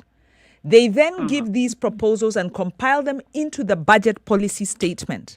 And in the budget policy statement, they say, oh, we've got COVID, the economic outlook is poor, we need to raise this money, big four, blah, blah, blah, blah, we need health. They put it all there. This document then goes to Parliament. And Parliament then goes through this document and says, yes, no, we agree. And that's the document that forms the basis of the budget for the year. So first of all, the budget policy statement is the primary plan. It's a request. Yes. It's basically a request. The executive requests Parliament, can we spend 3.6 trillion shillings next year? Parliament says yes or no. And if Parliament says yes, then it goes ahead to appropriate that money. No, it then goes ahead. ahead. And Appropriations Committee happens by saying, yes, this is what you are requesting for. This money goes here, there, and the other place. There's a step you've missed. And I think I like the way you put it. From the budget policy statement, Parliament says yes, no to broad ceilings. Like, yes, we agreed to 3.2 trillion or 3.6 trillion. You know, the broad basis. The process then goes back to Treasury, where they prepare the estimates. The estimates now is the detailed budget, which again goes back to Parliament. At that stage, Parliament can only vary the proposals by 10%. So, yes, Parliament does not have a say at the estimates stage beyond the 10%, but it has the full say at the outset, which is the budget policy statement, where it can say, no, 3.6 trillion, never. Bring it down to 3 trillion. So they have... further to that, once the budget is approved, they then have to be... the Treasury then has to ensure that at the appropriation stage, they comply to the budget. Otherwise, Parliament also, by the way, control of budget and Parliament always have the power to say where there are violations. They can then, control of budget can stop the appropriations, and Parliament has the power to summon anybody to address issues of violation or excess, and they can also issue directives. So the point is, Parliament has the power. It is not absolute power, but it is the power of the purse. Okay. My issue is this, all right? When you control money, it's you who releases that money to the correct places as needed. When you're sorting out the budget, that's a different issue. I don't have an issue with that at all. That's okay. Let the different departments do the various budgets, meaning this is being allocated to this and that or the other. That's fine. That's perfectly okay. And I don't see that as really a control of the purse. To me, the control of the purse is when, fine, all the budgets had been done, they had been approved, and hopefully Parliament has done its bit and has deliberated over all these issues, which I know they don't do really. But it's the disbursement. If you cannot have money released to where it's supposed to be, then you do not control the purse. That's my argument. Then there's another check, a constitutional office called the Controller of Budget. That oversees It's basically saying, so let's just put it in City is the executive, 10 is Parliament, and I am controller of budget. City comes and says, this month we want to spend 10 million shillings. 10 says, no way, only spend 9 million. City goes ahead now to allocate resources to worth 9 million shillings to various projects. Takes it back to 10 says, I agree, and she can only vary minimally by up to 10%. Once those two have agreed and said, City has said, I'm going to fuel 5 million out of the 9 million is all going to fuel, and when Jiro agreed, I am given that document as a controller of budget. CT will not spend 6 million shillings on fuel. So there's another check. Because I am the one who's I will authorize the withdrawal of that money. Actually, the controller of budget can if there's a violation of the law by the ministry at the expenditure, at the appropriation point, the controller of budget has constitutional powers to say no. So even if Parliament approved it and it's unconstitutional, it shouldn't get through with the controller of budget. So there are checks and balances all across the way. So what points were you going to make, given that we have the laws, we have the architecture, but we are still having violations? I have no issues with the administration of funds. That's in order. For instance, let's say Eric had 10,000 shillings. And, Shiro, CT, myself need that money for a particular purpose. All right? But Eric holds that money. So no matter what we say or talk or do, if Eric does not release that money, that we actually do not have control of that money. And that's what my argument is. We must be able to ensure that that money leaves Eric's pocket and goes to where it's been targeted for. If we cannot do that, then we do not have control of that purse. We have administrative purposes and functions. That is fine, but that's not control. I totally agree. So we have the power in law, but in actuality, the Treasury still has overall power. Has the absolute power. Absolute. And sometimes they're using it illegally, by the way, because they are violating the law, but de facto. And the question actually is... And Treasury falls under the executive. Something the executive controls the purse. And the question, I think the dilemma we are facing is, what do you do when the executive doesn't respect the law? Because the executive shouldn't control the purse, but they do. Exactly. And you see, the CS or the Minister of Treasury is not a representative of the people.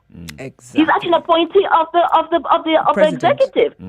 So actually, they control the purse. Talking about the purse is not controlling the. Are you there, Amani? Sorry, I'm still here. Yeah, I'm sorry, but my phone went off. It blinked off. Yeah, so if you're just talking about the purse, that's not the control I'm talking about. Okay. I'm talking about this money leaves Eric's pocket, goes to, I don't know, let's say Wajiko somewhere, and it cannot be held by Eric under any circumstances. Now, he does not have that power. I get your point. However, I think it would be dangerous then to tell Parliament to take over that power. Give it to a different person altogether. You know, no taxation, without representation. Yep. That's No where taxation. that slogan comes from. No taxation without representation.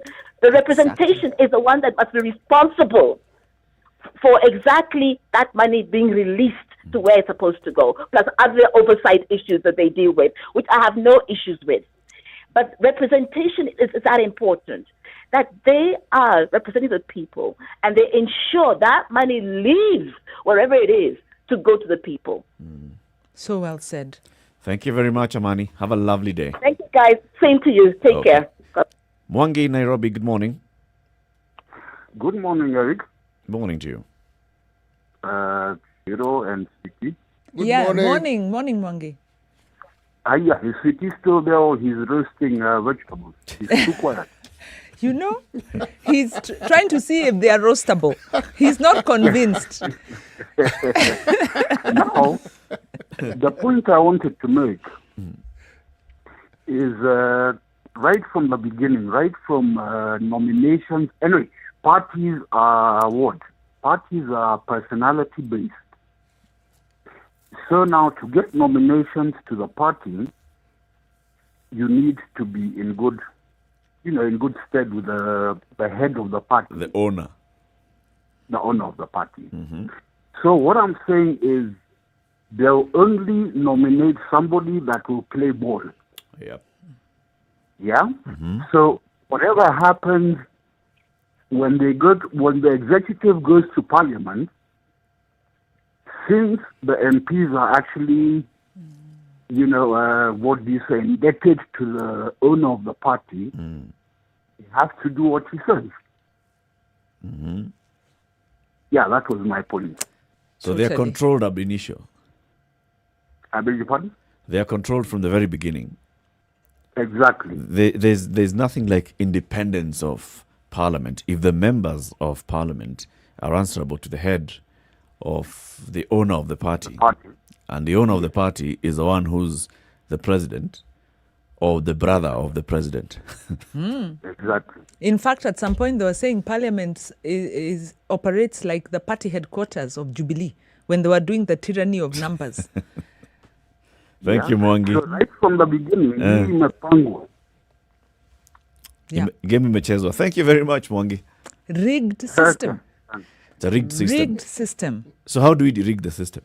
That is why we are here talking and bashing our heads trying to figure out, because we need to de-rig our political system, we need to de-rig our economic system, because we managed to de-rig our legal system. But we realize now, even if you have strong laws, if the politics is captured and the economic system is captured, you're going nowhere. Not necessarily true. Not necessarily true, because we have a fairly robust judiciary. And they have actually shown teeth, and they've actually shown that they can actually bite with their teeth. That is something. It's not something. All is not lost. Not really. I think all is not lost. It's a good point. However, the people who need to be using the judiciary are not using the judiciary, and that is the citizens. I think that maybe that's where the gap is, right? And it answers our question: how do we redeem ourselves? We redeem ourselves by taking up our own roles and responsibilities as citizens. Beyond electing these people and sitting back and complaining and shouting, we use then the law that's there. We go. If you don't go to the judiciary cannot initiate that process. I agree completely, but maybe let's start with something that I've mentioned on more than one occasion. Can we honestly say that as Kenyans, we are able to turn our back on corruption? Because we actually like corruption. Now, CT, you brought in another factor, and I'm increasingly coming round to the thinking that we tend to simplify all our problems and roll them up into corruption. And that is because we are facing complex problems that maybe we are not able to confront, and we tend to bundle it into corruption. And the reason why I say that is the capture of the economic system has a big factor of corruption, but it also has a larger factor of political choices. So, for instance, the political choices of this administration to go and build SGR, to go and do last mile, to go and do the big four alongside the Vision 2030, alongside whatever else they were. Those are political choices. No. And they were enabled. Those are corruption choices. They were enabled based on the capture of the economic system. So the point I'm making is let's not oversimplify the complexity of our problem. So we have a economic problem. You can define all those political things as problem. corruption. Yes. No. I think What if you're we calling do, we rigged, oversimplify. What you're calling rigged, a system that is rigged, it's a system that's been corrupted. Yes. I don't think so. What is the motivation for rigging that system? It's to manipulate it. Yes, to subvert it. To subvert it. That's corruption. For what? The reason state capture and corruption go hand in hand. Yep. But the point I'm making is that, we can use corruption as a synonym, but it oversimplifies. No, it doesn't. And so it makes it much more difficult for us to then recognize that to unlock this, we need kind of like a multi-pronged approach. Wanjiro, we need to that's my take. We need to stratify and perhaps define, make granular the aspect of corruption we're talking about. But when I say we love corruption, I would rather pay a policeman a certain amount of money so that I don't pay the cost of driving a defective car. My car is already defective. I know it's defective, but I'm driving it anyway. Or I don't have my insurance. I know I don't have my insurance, but I'd rather not pay the cost. There's a long list. I'd rather kula kwa so and so and kura kwa so and so. Yes, is corruption. exactly. That's corruption. That's what has made our politics so expensive, our campaign so expensive. Yes. When somebody is investing so much money in campaigning, in getting to office, the system has been corrupted from that very beginning. Let me encourage you and remind you something David D says, and I like to quote him. I'm not with him politically right now on the angle he's going, but up to a certain point I was with What's him 100%. wrong with his angle? He's supporting a fellow Kenyan.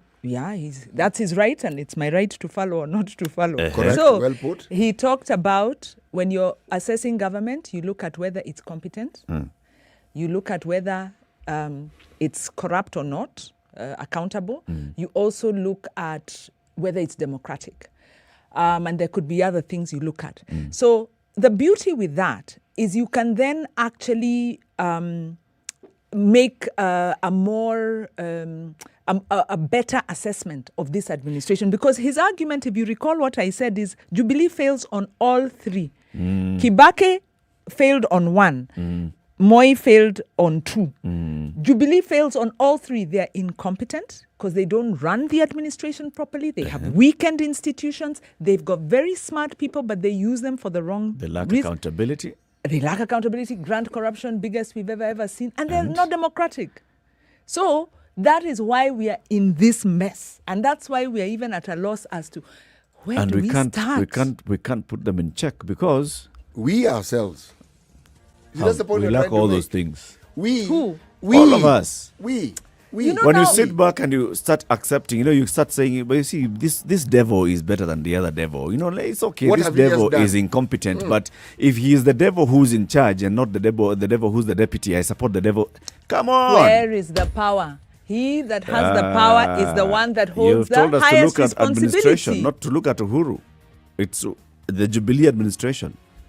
Yes, but why are you then saying we the people? This project Why are you is a saying we the Jubilee people? administration today. Anyway, Why? we have come to the end of the show. Tell us about enormous this. Nini. Well, we are closing Proverb. on this proverb. I guess we must. A lot kibul. Let me, perhaps, maybe. Just say it in 5 seconds. Acha story mingi. A lot kibul. All right. You do not roast vegetables. Bas. Twende. Point made. Yes. See you tomorrow. Good morning. It's 10 a.m. Make Spice up your life